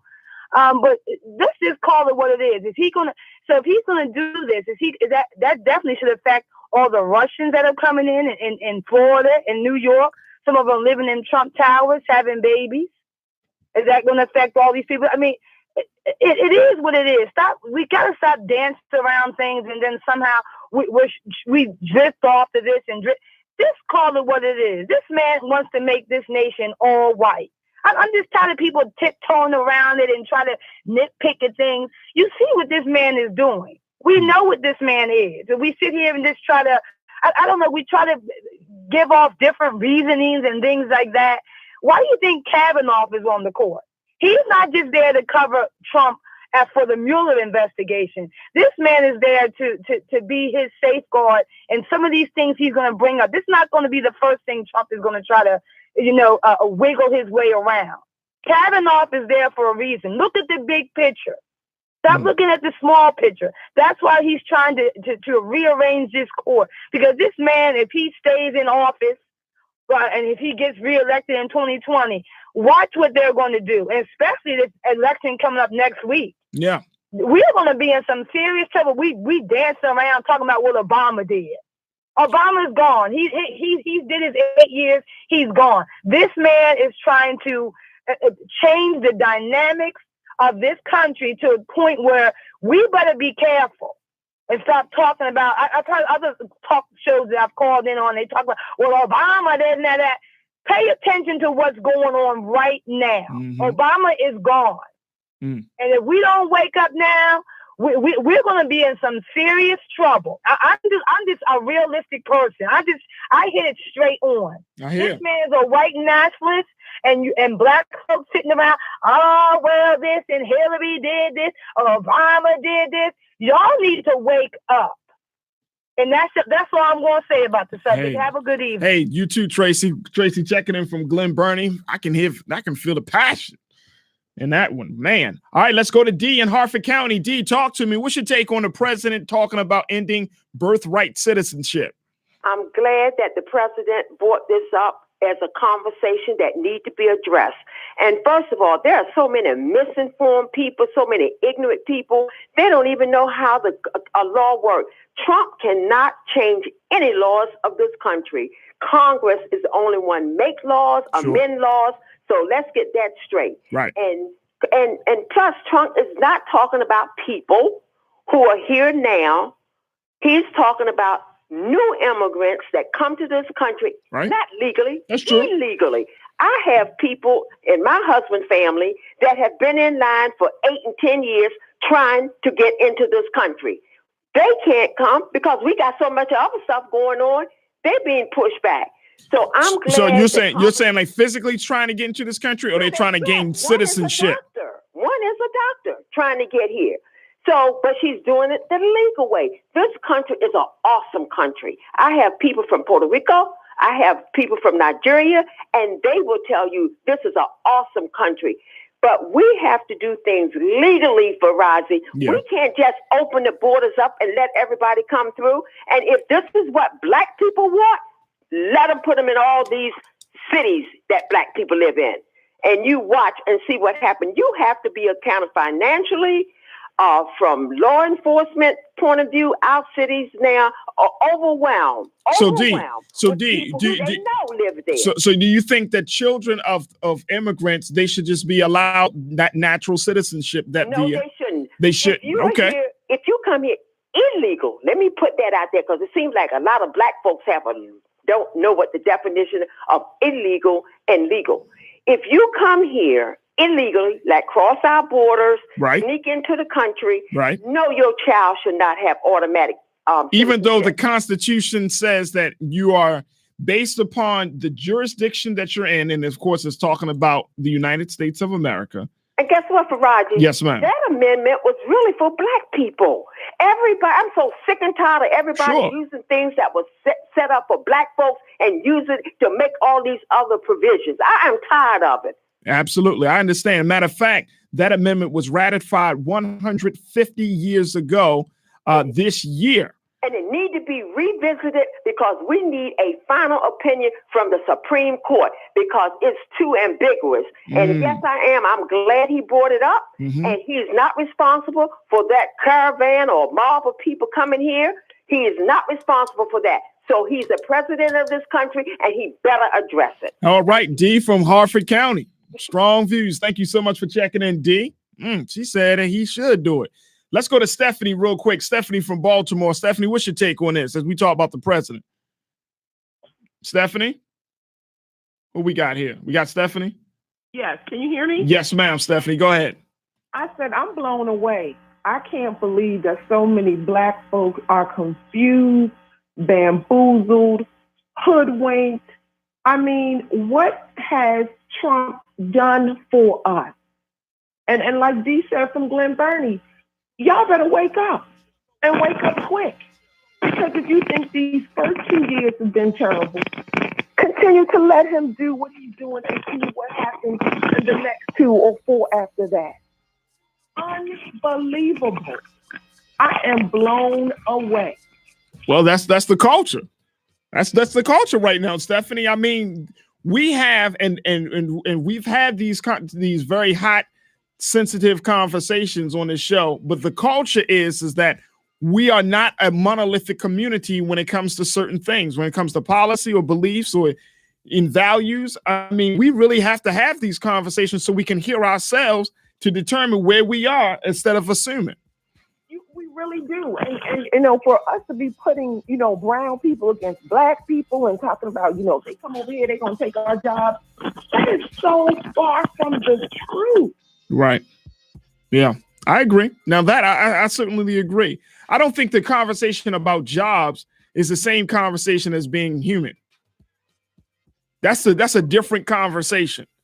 Absolutely. That's a different conversation. Like, okay, so are you willing to work the jobs? Oh, don't say that. Don't even go there. When I try to get something done in my house, you know, and I'm calling, you know, Dante and Dwayne, and I'm calling, but y'all ain't answering. So now when I got to go to, you know, Lorenz over here who's going to do the work and do it good, I mean, come on. Come on. You gonna work. Hey, Stephanie, I hear you. Thank you so much for checking in from Baltimore. We got to take a quick break. Y'all know how we do. My goodness, 410-319-8888. We are continuing the conversation in the next hour, talking about President Trump saying he can end birthright citizenship. What's your take? Do you agree or disagree? How do you feel about it? So stay riding with us. Hit me up at 410-319-8888. Also hit us up on our Facebook page at For the Culture 889 and on my personal Facebook page at Faraji Muhammad. Stay riding with us. It's For the Culture here on WEAA. Now let's check in with NPR. Hello, everyone. I'm Sandy Mallory, the Public Service Director and host of Cool Vibes with the Neo Soul Cafe, heard during the middays, Monday through Friday. I want to take a moment to thank each of you for your assistance during the fall membership drive. Whether a large or small donation, each one stood for something. Your desire to keep WEAA available for everyone. There is still a need for your support. Please consider sending your tax-deductible donation to WEAA.org. Support your community radio station. On Democracy Now!, we bring the world to you. I'm Amy Goodman, host of Democracy Now!, where we cover hard-hitting news stories that matter, such as ordinary people from around the world affected by U.S. foreign policy, grassroots leaders, activists, analysts, and so much more. Join me and Juan Gonzalez on Democracy Now! Right here on Public Radio WEAA 88.9 FM, the voice of the community. Weekday mornings at 5 a.m. on WEAA 88.9. 88.9 WEAA FM and HD1 Baltimore. In Washington, I'm Jack Spear. A federal grand jury has indicted the man accused of killing 11 people at a Pittsburgh synagogue. As NPR's Ryan Lucas explains, the 44-count indictment against Robert Bowers includes hate crimes charges. The charges handed up by a federal grand jury in the Western District of Pennsylvania include 11 counts of obstructing the free exercise of religion, resulting in death. Court papers say that Bowers walked into the Tree of Life synagogue in Pittsburgh on Saturday, armed with a semi-automatic rifle and handguns, and killed 11 people. While inside the synagogue, Bowers spoke about his desire to, quote, kill Jews, according to the indictment.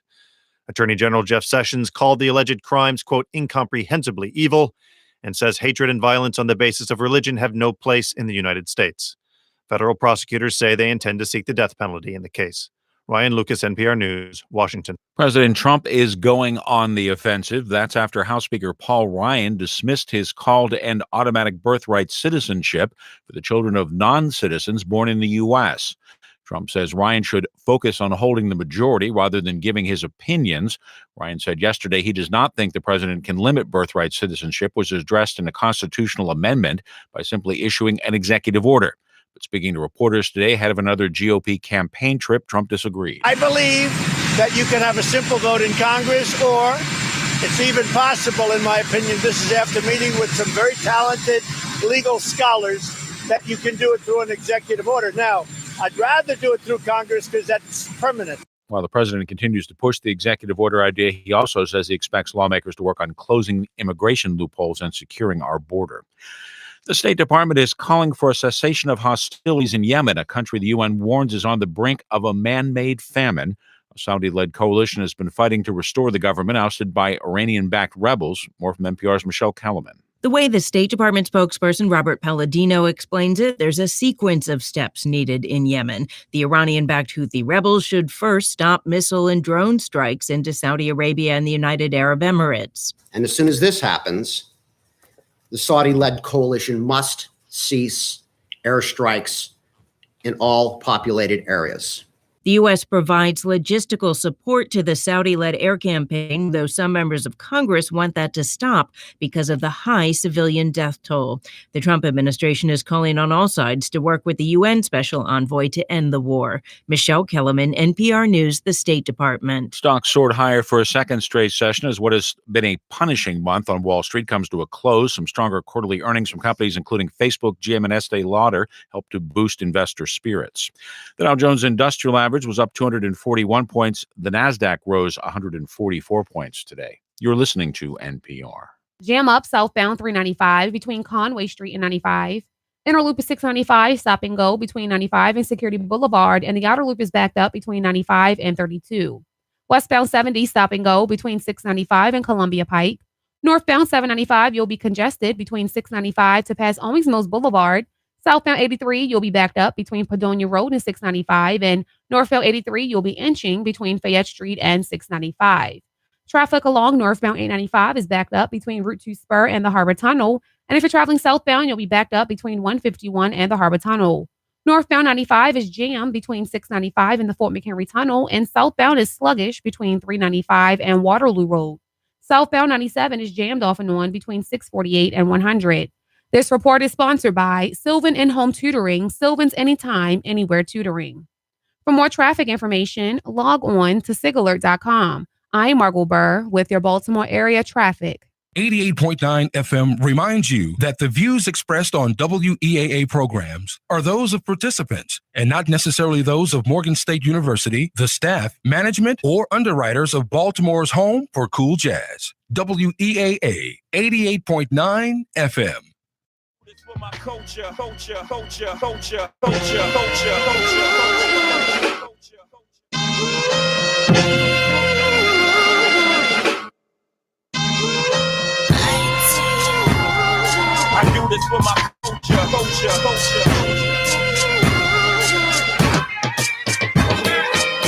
Peace and welcome back to For the Culture, right here on your source for cool jazz and more. WEAA 88.9 FM and WEAA.org. Absolutely. The voice of the community. I'm your host, Faraji Muhammad. Thank you so much for checking in and riding with me this evening, folks. We've been talking about the president's decision to end birthright citizenship by executive order, and it's just creating a whole new level of conversation about immigration, talking about the impact of this debate, the legality of this move, right? Even looking at history. Let's look at the history, how the 14th Amendment was ratified in 1868. And let me just outline for you what the 14th Amendment actually says. So that way, you know, you're not uncertain about what's going on here. The 14th Amendment, Section 1 says, quote, all persons born or naturalized in the United States and subject to the jurisdiction thereof are citizens of the United States and of the state wherein they reside. No state shall make or enforce any law which shall abridge the privileges or immunities of citizens of the United States, nor shall any state deprive any person of life, liberty, or property without due process of law, nor deny to any person within its jurisdiction the equal protection of the laws. This is what I'm talking about, folks. So this is the big section that's in question right now. Many people. Now, this whole situation, let's put it where the goats can get in. Let's put this thing in context. This is just a conversation. It has not become legislation. And you know, the president said he could do executive order, but there's a process by which the president must abide to in order to have that executive order drafted and created and all of those things, and for it to go through before he can sign it. So this is just a conversation. In the conversation, there are a lot of emotions, but even more importantly, we're just looking at, okay, does this open the door for deeper conversations about changing the Constitution of the United States, or is this going to be a slippery slope where other freedoms that are protected by our Constitution are at jeopardy? Because if one president would start the precedence of changing a constitutional amendment, what's stopping the next president from doing the same thing come 2020? Let's go back to the lines and hear what you have to say. Also, folks are checking in on my Facebook page as we are broadcasting live. Let me just share with you real quick. Dwayne checked in and said, let him write the order and see what the legal challenges produce. Real simple, Dwayne. I like it a lot. Robin's checking in from Vegas on vacation. She's gave us a lot of love and said this is such an awesome show, and she got to go get her WEAA before hitting the strip. I hear that, Robin. Angie check-in and said, would that also do away with the argument for reparations for Black Americans? Good question, Angie. Wait, what about the whole conversation about making Black people 5/5 or 5/5? Well, they say 3/5 of a human being. What about 5/5 of it? Oh, that means one whole person. Does that mean that now we open the door to having a conversation about changing that too? I don't know. Tavon checked in and said, which jobs, quote, should Black people have? The jobs that many of these immigrants work? No Americans are willing to work. Do people not realize that the House and the Senate was controlled by people that vehemently oppose Obama? Trump wants to thwart the fears of whites that know they're minorities in the incubators for the first time in American history. Whites will be a minority by 2040, and they're scared. Robert checked in and said, don't get it wrong. I feel for those people, but we have to focus on us, our problems, our people, our problems first. We got to stop worrying about everybody else's problems and then attending to our secondary. I cannot step over, walk past the brother or sister of Black or Black child I encounter when I open my door. Yeah, that's true. I can't just step by them and worry about people coming from other countries. And let's keep it 100.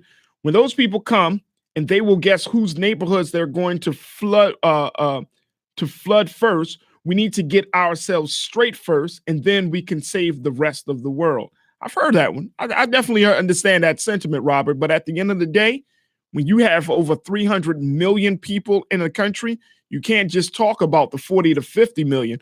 You got to consider it for the whole, for all. So that's a very, very hard act to pull off, to just think about one group of people without thinking about the impact on the rest of the folks.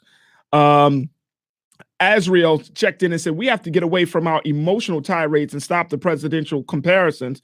The condition of Black hasn't changed for the good, whether under President Obama's term nor under President Trump's. The same people who were upset about the treatment of President Obama are the same people who are now spewing hateful rhetoric toward President Trump.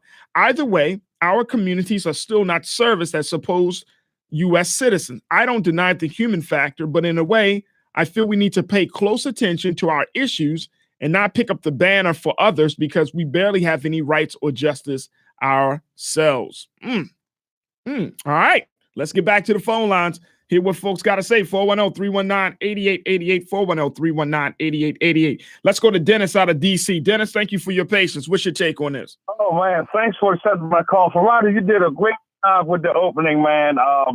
You laid it out evenly, and you did a very, very good job of putting both sides out there, man. I appreciate that. You ought to be commended for that. Thank you. Hey, let's say, I understand you got a son, right? Yes, sir. Okay, now suppose your son came home one day and said, Daddy, little Johnny I'm playing with outside, he doesn't have a place to go. He doesn't have a place to stay. Can he come here and stay? He needs a place to stay. You say, oh, okay. The next day, he comes inside and said, Daddy, little Veronica, she's home, but she doesn't have a place to stay. Can she come to stay?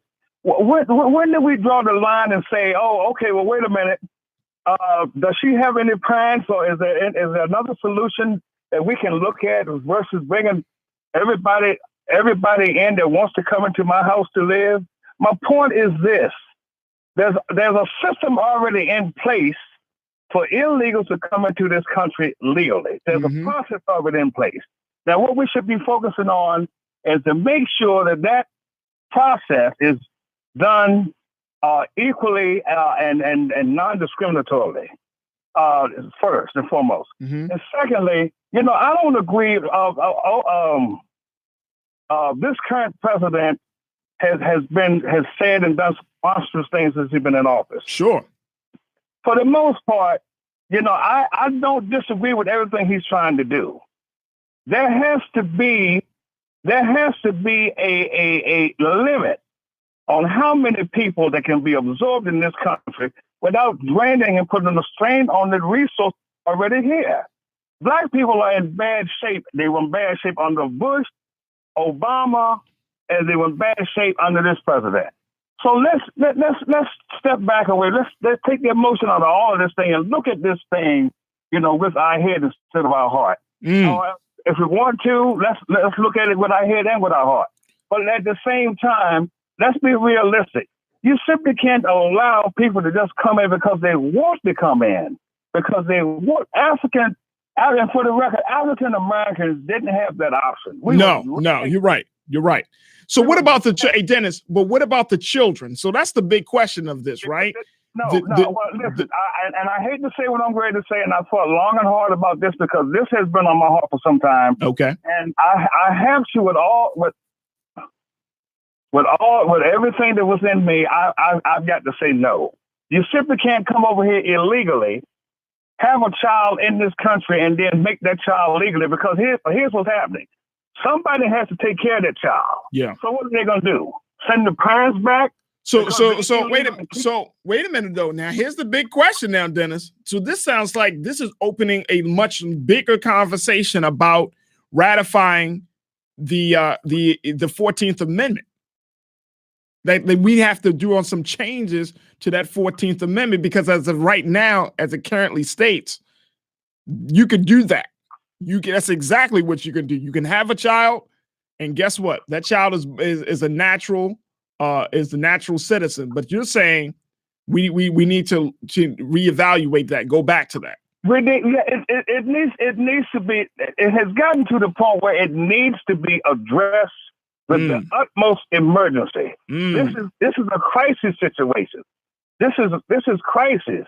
You know, for the longest time, man, I'm for anybody coming into this country working hard and getting on their feet. I mean, this is a land of opportunity. No other place on the planet can stand side by side with this country, and afford to give people the chance and opportunity that they want. But people know that.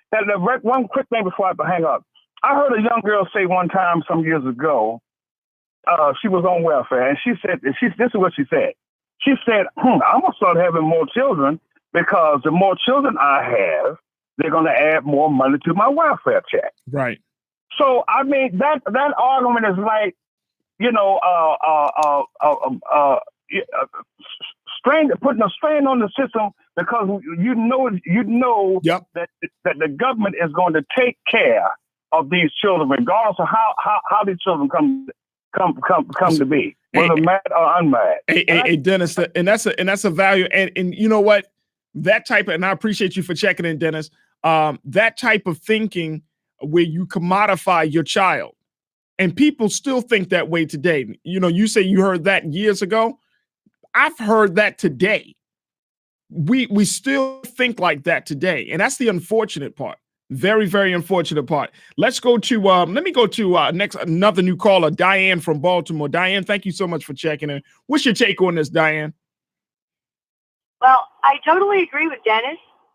I think everything he said is 100% correct. Uh-huh. But I will tell you, I'm really, really upset that we do allow all these people to have these children and they become citizens and the parents are illegal. Now, honestly, I don't know if you've seen the statistics. I work with all this every day. And what type of work do you do, Diane, if you don't mind me asking? I mean, you don't have to tell me who you work for. I work for the government and I'm an attorney. Okay. I got you. All right. So there are really, honey, we have over 400,000 illegal immigrant children born in this country every year. It costs over $2.6 billion to support it.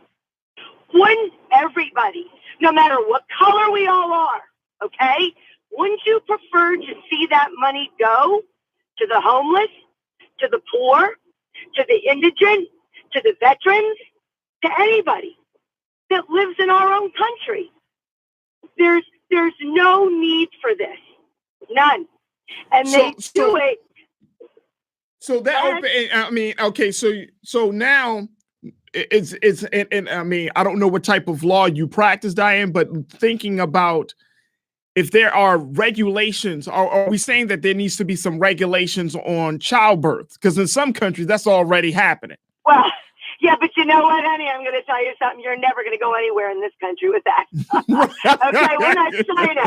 Sorry. Right. No, hey, so, Diane, I got to put it out there like you put it out there, right? I know. But I'm just saying that is never going to happen. Never going to happen. People may want that, but it's never going to happen. Never going to happen. So despite that, okay, I feel this is an old law written 150 years ago. You're 1,000,000% correct. It was written for different reasons, and they were good reasons at the time, okay? But I feel this has been really misinterpreted over the years and been used to make it work for those who wanted to. And I don't care about the color of anybody's skin. They just, and that there was a woman earlier who said, you know, I don't like that it's the blacks pitted against the browns. Doesn't matter. I wouldn't care if it was all white, green, purple coming across the border. Okay? They're doing it illegally. And the other thing is that's going on here, and I don't know if everybody's aware of this. I haven't heard the show the whole time, but we also have a lot of people that come in to this country to have their babies. They come in pregnant. Okay? And I have friends that actually work in a couple of the DC hospitals, all right? They come in specifically from Russia and China. They pay for the delivery of that child in cash. Okay? They have that baby. That kid is an American citizen. They go home. They're here on like packages that are being sold. Okay? And this is all true. Believe me, it is. And these people are citizens because they're born here. They go back to those other countries. They can come here for an education. If they want to live here, they can be supported by all of our services. Now, they are citizens of another country, and they are coming here to do that. That's not right either. No, that's not right at all. That's not right at all. Right. So the question becomes, so this is where it becomes tricky. This is the tricky part about it, because one, you're dealing with human beings, right? So you can't, human beings are not packages like you're saying. But now the other part of it is, how do we get out of the thinking of commodifying human life in a case like this? Because I think that's the other part about it. It's about, well, you know, how far do we go in seeing human life as much more valuable than the dollars that we could potentially save? I agree.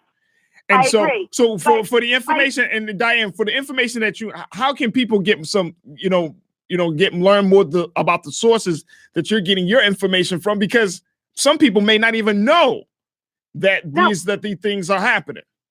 That's right. And I think Trump, President Trump, all right, I think when he says a lot of things that he says, they're not complete. Do you know what I'm saying? Like, there's not a lot of explanation behind it. I know, but wait a second.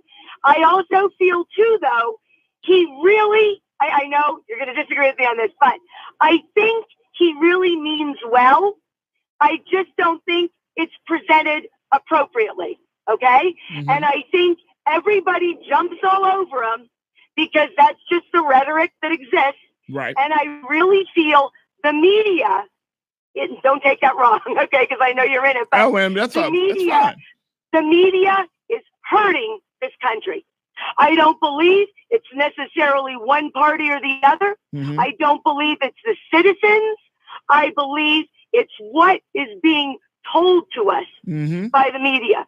I really do. I don't, and I'll tell you, they are causing this because I really believe if people sat down with all the real facts, do you know what I mean? Sure. In black and white, and we all sat down together, everybody would understand and be on the same page. You know what, Diane? Okay? Guess what? I'm not disagreeing with you on it. I mean, look, the same disdain that the president has with media should be the same disdain that particularly black people should have with the media, because we have been victimized by media more than any other group in this country, right?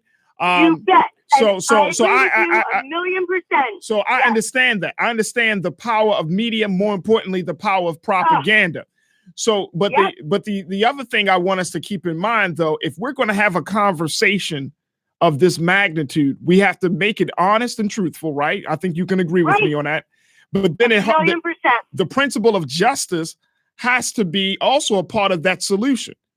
What is a just solution given where we are? Now, this country is a big country. We already have over 300 million people. We have limited resources that exist in this country. Unless we start to look at expanding. But if you look at the population of a lot of our major cities in this country, when you have millions of people in a single area. That's right. Then you bring that on top of that cost of living. Yeah. Then you bring in, look, I was reading an article today, Diane, that talked about that, living in New York City. And in this article, and I want to do a show about that, they say that 62% of the jobs that people work in this country cannot even support a middle class living. 62%. Isn't that sad? So we all working hard. You might be, you might have friends in New York, and it referenced one of these, a woman that lives in New York City. She makes $50,000, and she's still trying to figure out how to make ends meet because her rent is $1,400 a month. That's right. And her taxes, honey, the taxes are unbelievable in New York City too. And ours are high here too. Don't get me wrong. Sure. I'm not saying that we're not like that either. Sure. But you're right. And wouldn't you rather, honestly, I would help anybody in the city of Baltimore any day. And I am a caring, Christian, loving woman with children and everything. And you know what? I'd rather help people here in my own city than an illegal person that comes into the country, pushes their way over the border, demands everything. I don't want that. I'd rather give to those around me. All right. It means something. Hey, Diane. Part of my community. Diane, I hear you. No, it's all right. I appreciate you for checking in. I hope this won't be the last time. But I thank you so much for sharing your thoughts on this very, very important conversation. Folks, that piece that I read about the 62%, check out USA Today. I'm telling you, the resources are super limited in this country. 62%. Look, we're going to take a quick break. When we come back, we'll continue the conversation. So Mike, Leonard, Kenneth, Roscoe from Northeast Baltimore, and Brother Daniel from Delaware. I didn't forget about you. I want to hear from you as well. We'll continue the conversation for the final 30. Stay riding with us. It's For the Culture here on your source for cool jazz and more. WEAA 88.9 FM and WEAA.org. Absolutely the voice of the community. We'll be right back.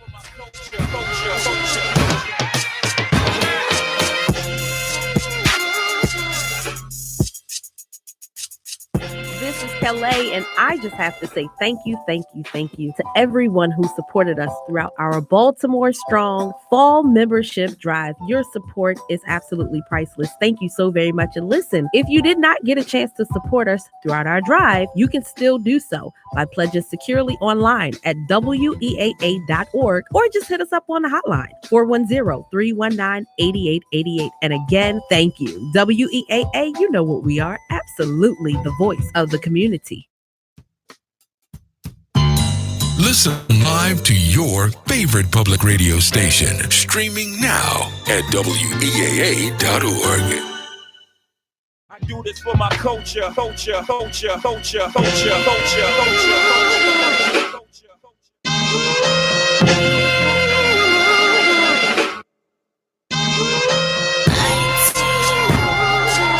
this for my culture.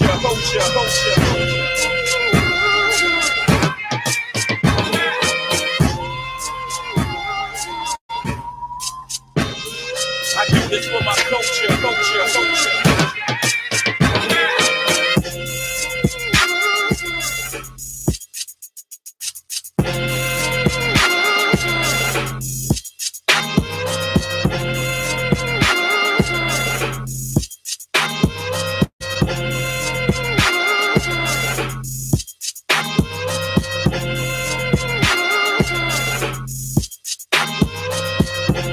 Peace and welcome back to For the Culture right here on your source for cool jazz and more. WEAA 88.9 FM and WEAA.org. Absolutely the voice of the community. I'm Faraji Muhammad, continuing the conversation about President Trump and his deciding to end birth of right citizenship. What's your take on this?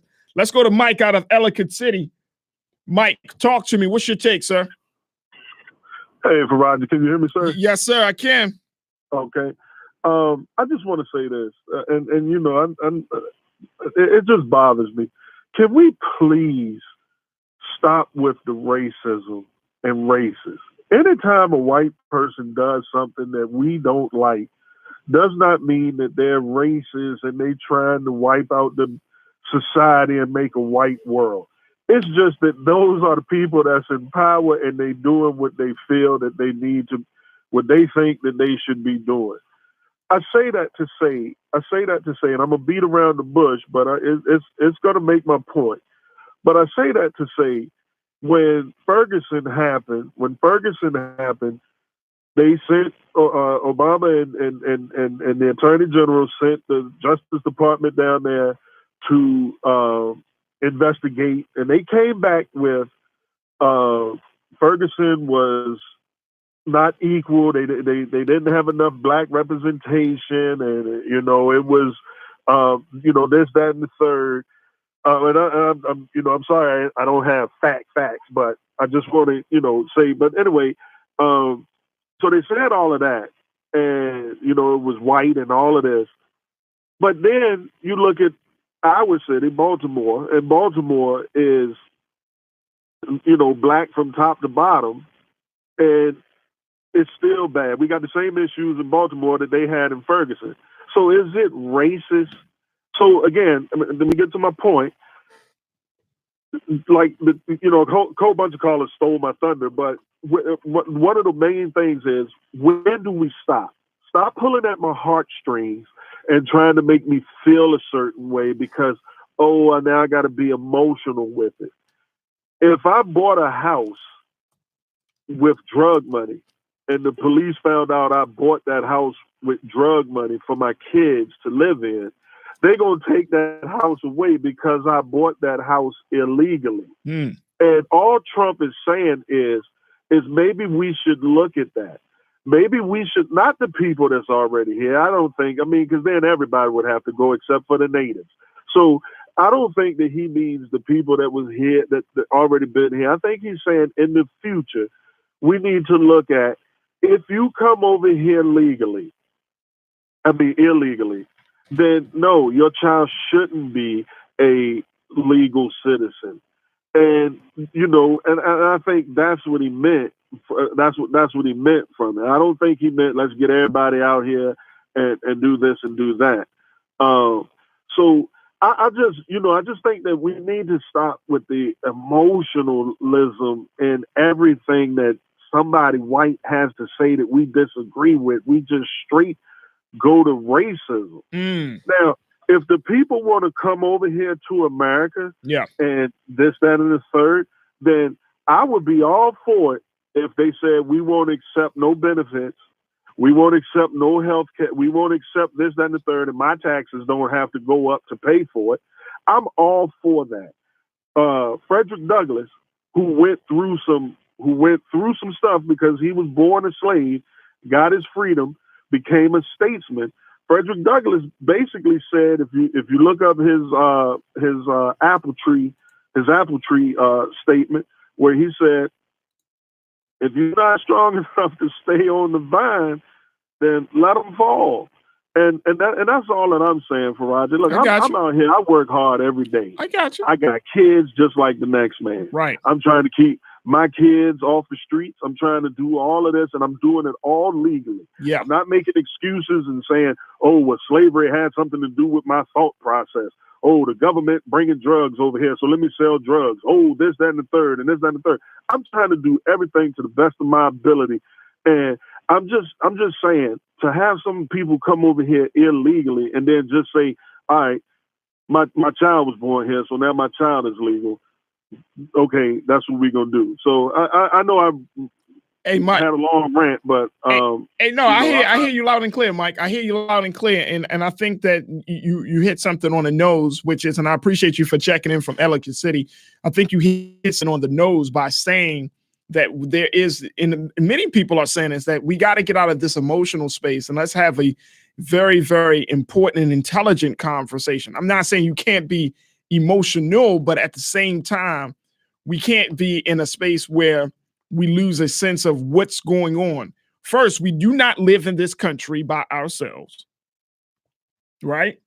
As Black people, we do not live in this country by ourselves. So since we don't live in this country by ourselves, we have other people that we live in. We got to think it. And I'm not saying, first, we haven't even heard what the president said all the way, though. So he made a statement. He put stuff out there. Everybody's talking about it. But then he would have to come back and then explain to Congress and to us as the American people what his thought process is after he thinks it through. That's what is required at this point. So, Mike, I appreciate you for checking in. But the fact is, there has to be that part of this conversation because the president likes to speak like tweets, 140 characters. But you cannot dictate policy in 140 characters. Let's go to Leonard, Interstate, new caller. Thank you so much, Leonard, for your great patience. What's your take? Yeah, I think that, Trump, he's smart. He's just putting it out there so conversations can be had and people will understand that it is an issue that needs to be addressed. And I have a personal story I like to share. A friend of mine that I went to high school with went to Jamaica, got a wife, brought back over here, paid and brought her 2 kids. He paid for her citizenship, her Social Security card, and her children's Social Security card, and it was thousands of dollars and their wedding. So for people just to want to come over here, jump the line, no, I don't see it because this man spent thousands, I think close to his life savings to make sure that his family was here legally.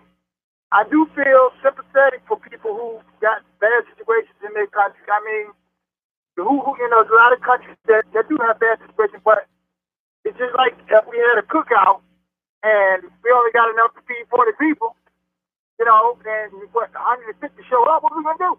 You can't feed everybody. So that's all I got to say. Hey, Leonard, I appreciate that, and I like that cookout analogy, keeping it very simple. Look, Mitchell checked in on our Facebook page for the culture. He said 2 things. Trump cannot do this by executive order. A constitutional convention would have to be held with votes by the House and Senate. Okay. The other thing is, let's consider why these people are coming into the country. The asylum seekers, or quote, migrant caravan, are a group of people seeking freedom from conflicts in their countries made possible by the U.S. military. Then, Mitchell, you bringing up a whole nother part of the conversation. Why do they become immigrants from the first place? If they're fleeing their country, then what is the relationship that their country has with the United States government? Big point. Because if you want to stop an immigration problem, maybe the United States government should reconsider meddling in the affairs of other countries. But there is a global interest that the United States is thinking about, right? It's not by coincidence that the United States is present in all of your major or civilized countries, quote unquote. The United States has interests all across this globe with your major countries. And we can look at the history and read that great history of this country from Vietnam to Korea. You think the United States has pulled out its military from any of those places? No, I don't think so. So, Mitchell, you bring up an excellent point.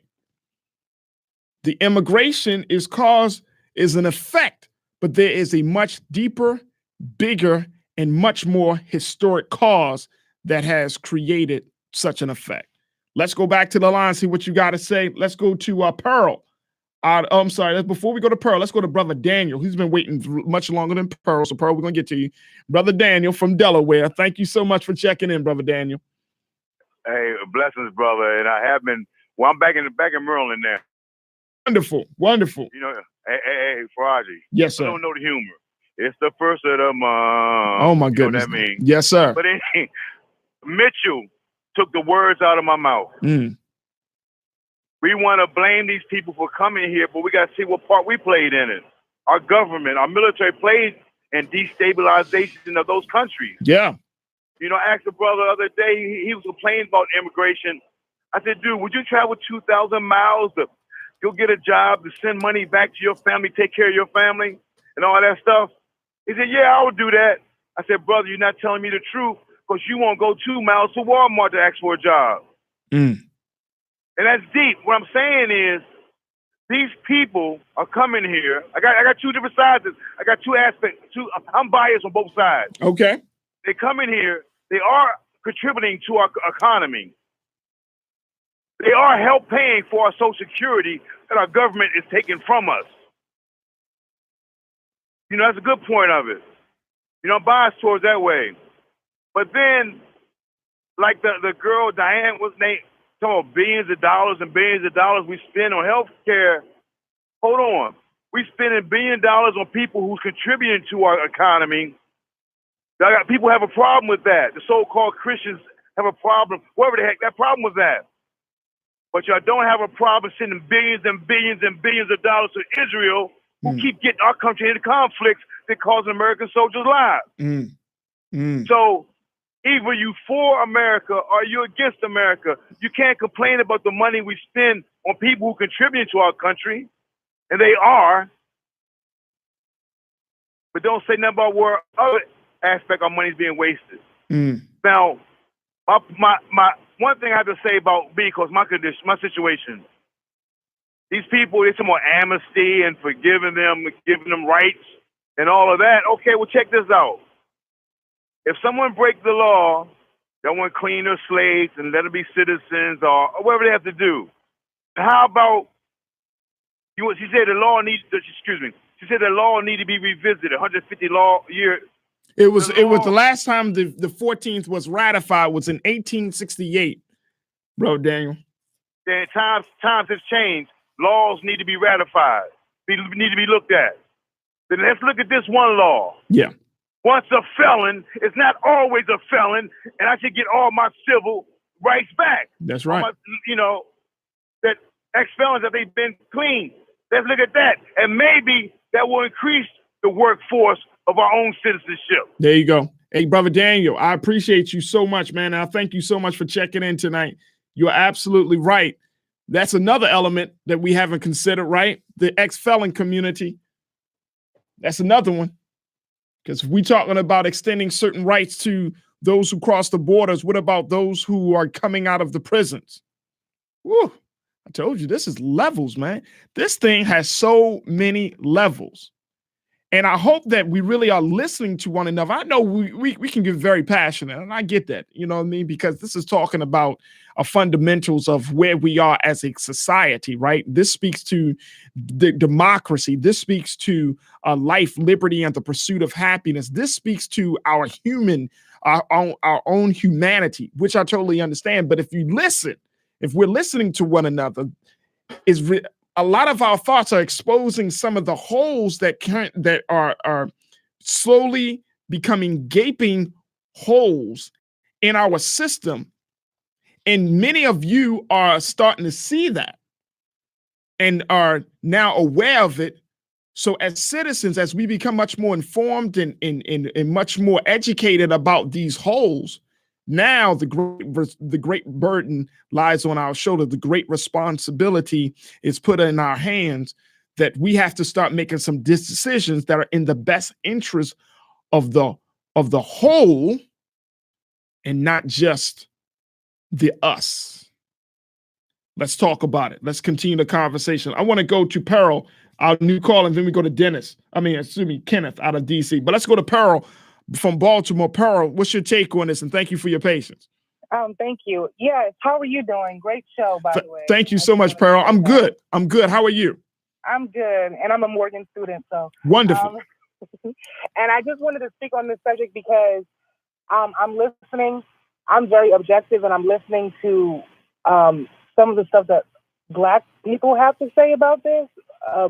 And I'm taking it personal because I'm a Black person, and I'm also a child of immigrants, and I feel as though that we kind of play the blame game when it comes to immigrants instead of blaming the bigger problem. Mm-hmm. And we look at it like we're losing money and we're losing things like this and this and this, but truth be told, is we've had these issues way before immigration was an issue in the United States.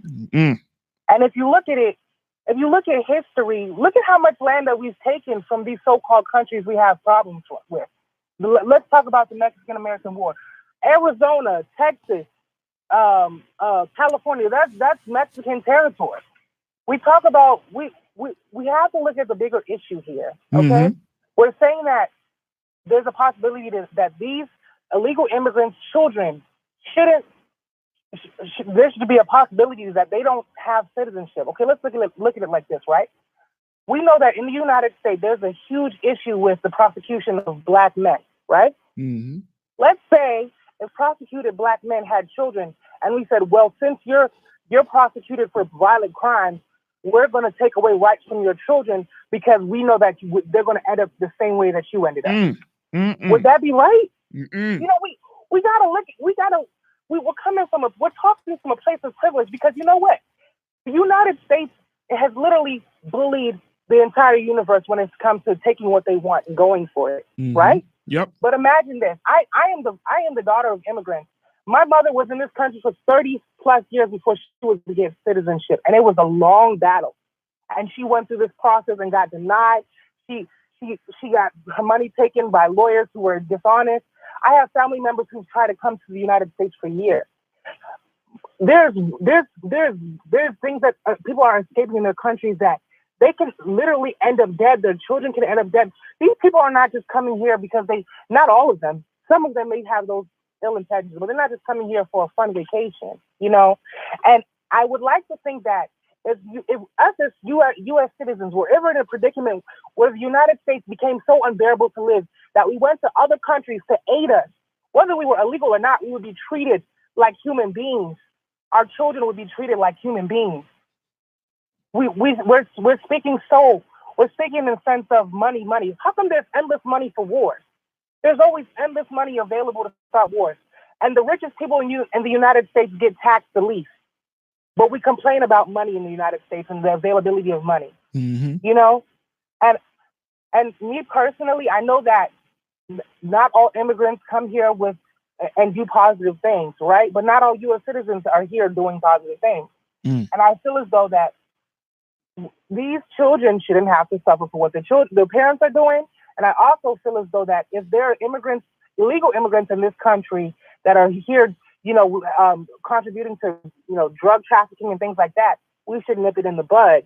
But we shouldn't punish everybody for a few rotten tomatoes. No, you're right. I like that.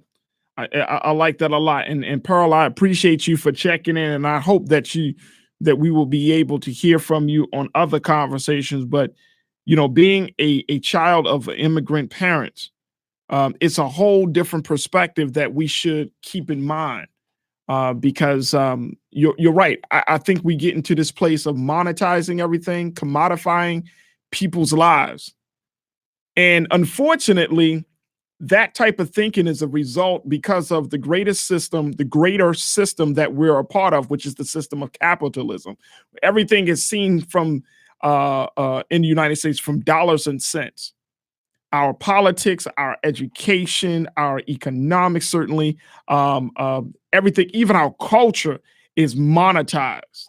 How much money it's going to cost? How much money will we gain? Everything is monetized. And we lose a sense of people when money becomes the conversation. Kenneth from DC, thank you for your great patience, Kenneth. What's your take, sir? Can you hear me? Yep. Hello, can you hear me? Yes, sir. Kenneth, go ahead. Oh, okay. I'm just doing the math. I'm trying to do the math. I was terrible in math. But look, when it comes to doing this kind of math, it's apples and oranges, my brother. Listen, we got how many, give me an estimate of how many prisoners we have in the United States. We would need to pull that up real quick, Kenneth. Go ahead. Can you pull that up for me real quick? You got all that technology there.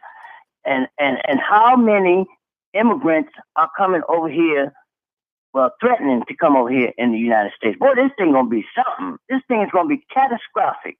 You know what I mean? Yeah, I mean, but see, here's the other thing, though. I mean, when we talk about the numbers, when we were talking about the situation with President Obama and a brother, I think Fred brought it up, and talking about the number of that were people.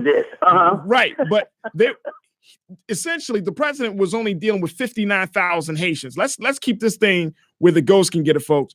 He's not talking about millions of people. Okay, we're talking about, you know, and depending on the situation, but we saw 59,000 Haitians when President Obama was in office. Right. And that was in 2010. And that's 8 years from now. So those individuals are already integrated into the society. Already here, right. They're already But here, listen, right? but So these people are when we the border. even if we're talking about this caravan of immigrants, we're talking about a number of 5,000, right? Right. Who are they? Are they armed? Are they sick? Are they well? Right. Are they young? Are they old? Who are these people trying to get in this country? Right. And But see, these are very valid questions, Kenneth. But at the same time, we have to think about. We have to think about these questions. But at the same time, you know, just like Mitchell said, like, what are these individuals coming because they are seeing the land of hope, the land of freedom, and all of those things? Or are they coming to with the intent of causing harm? Because over the past, let's even look at it. The past week, this past week, we have seen mail bombers, and we've seen the unfortunate killing in Pittsburgh, right? We've seen that. But listen to this. Those aren't from immigrants, folks. Right, but listen to this. They say the average immigrant, Mexican immigrant, or I don't want to call them Mexican, Spanish immigrants or Latino immigrants, the 12-year-olds were carrying not too long ago in the rebellious army, where 12-year-olds were carrying AK-47. Right, I hear you. But see, they're not the ones that's coming to the country. How do you know that? Well, I mean, let's look at it. Let's look at the situation. Yep. Okay, if they're fighting for, I think we should all. I'm not saying so. Before because I got a limited time with you, Kenneth. But here's the: do you agree with the president that there should be some change with the constitutional amendment of birthright citizenship? Do you think that children born in this country should be automatically granted citizenship? Yes or no? That's the big question. Kenneth? Okay, looks like we lost Kenneth. All right, we got to go, Kenneth, but I want to, that's the big question. Let's go to Roscoe out of Northeast Baltimore, and I want to get my last couple of callers. We got Roscoe. We'll hear from Kim from Winter Mill, and then we'll also hear from Dwayne. Roscoe, thank you for your patience. What's your take? Yeah, how you doing? I'm good. Hey, listen, I'm gonna make it quick. I know you don't have much time, and I don't have to run on with the mouth because a couple of callers have said everything exactly the way I would have phrased them. I mean, it was amazing how similar we are in our views, isn't it? And particularly the female lawyer, when she said, "I want to reiterate." And 100%, and the brother before her, I think his name was Dennis or something. Yeah. You know, those people did exactly what I said. So to answer your question directly to Faraji, do I think these people, these children of illegal immigrants should be automatically granted citizenship? The answer is no. Now, I think the people that think differently, I think if you ask them, what are their thoughts about people that come here illegally? What should be done to them? That addresses the root problem. Mm-hmm. Should they be allowed to stay here if they come here illegally or not? And I think if you address that question, then you'll automatically have to deal with. That will automatically deal with the childbirth situation. Right. So that's the bottom line. Hey, Roscoe, you know, Roscoe, you know that's going down like an Alice in Wonderland type of rabbit hole. It's going to keep getting deeper, Roscoe. Well, it may be. I don't know exactly what areas you're speaking about. But let me say this in reaction to what you make a comment every now and then to try to make it a racial aspect. It's not a racial thing with me. I'm saying the same thing, whether it's Africans, whether it's people from Lebanon, whether it's people from Russia, it doesn't matter. And what's the purpose of having immigration laws on the books if we don't enforce them? It's ridiculous. There it is. Gotta let you go, Roscoe. Thank you so much. Let's go to Kim. Then we'll end it out with Dwayne. But Kim, Windsor Mill, what's your take? Kim? Kim, I definitely want to get you in. You there, Kim? All right, Dwayne, what's your final take? You got the final thought tonight on this situation, sir. Woo, good Lord. This is a hot topic, man. Good Lord. All right, look, I'm gonna, okay, let's deal with the main topic first. Right. Okay. I receive on my phone updates from Samsung, and I receive updates on my MacBook Pro from Apple ever so often. Once a year, maybe once every other year, something like that. Now, our immigration laws haven't been updated in a while. That's partly political because, there was an immigration overhaul that did pass the House under Obama, but the Senate wouldn't even vote on it. So it never actually became law. Okay. So what am I saying? I'm saying that our immigration system needs an update. Okay. Okay. Now, how we do that update, it's going to be up to the legislators and up to the people, who get involved in wanting to get certain things in there. But it does need an update. So am I totally against what Trump is saying? No, because what he's more or less, the big picture is we need an update. So what about for the children? That's the big part of the conversation. What about the children? Should the children be considered natural citizens? Okay. So, unfortunately, for our liberal listeners, I'm with the conservatives on this. No. Okay. We have to see, listen, when there's no standard, there's chaos. When there's no standard, there's chaos. So, okay? I mean, but so we cannot entertain no standard. Well, there has been a standard though, right, Dwayne? I mean, the Constitution is the standard. We have a standard. We have a standard. But when you're talking about immigration as a whole, we got some states saying, yeah, we're going to give them driver's licenses. We're going to do this for illegals. We're going to do that. No, that means we have chaos because the standard is being ignored and not being enforced. Well, here's the thing, though. But the Constitution empowers state governments to operate as, quote unquote, like separate, smaller companies of a larger entity. No, that's a very liberal interpretation. Okay, because federal law says one thing, but we have states doing other things or doing things to supersede that law versus going and making our Congress do their jobs, which is to update the immigration laws. So you're saying, all right, I got to let you go, but Dwayne, you're saying that we got standards. The standards needs to be established. There needs to be a change within the immigration system. And essentially, children should not be considered natural citizens. Wow. Kim, you've called back. I got to get you. I'm going to get you in like final 30 seconds, Kim. What's your take? Thank you, Faraji. So the bottom line is this. Born in America, you are an American, period, point blank. When we don't care. This is America. We don't care who your mom and daddy was. We don't care how much it cost to feed you. Right. If you were born here, you are an American. And the minute we start to put criteria to that, it becomes a very selective thing that introduces biases and racist preferences. So I think the bottom line is it's a very, very slippery slope. When you start determining who's American and who's not, it becomes, or opens the door to anyway, are African Americans, are they American? Their ancestors weren't born here. A lot of Mexicans are black. It costs a lot to feed. Maybe we can say if your parents were incarcerated, then let's just deem them not American. Or maybe let's do this by class stratification. If your parents make less than $50,000 a year, then you're not American. And once you open the door, it becomes a very, very slippery slope. Nationalism in this country is a very black and white thing. If you were born here, you are an American. Doesn't matter if your mom and dad, your grandmom and dad, or any of your ancestors were born here or not, you are an American. We should not touch this. This is a very, very even dangerous thing for Congress to take up. That is a black and white thing, period, point blank. Period, point blank. Kim, thank you so much for calling back and having that final thought. I feel like this, folks, I'm telling you, I hear what some of you are saying. I think that something else needs to be said, though, from the president.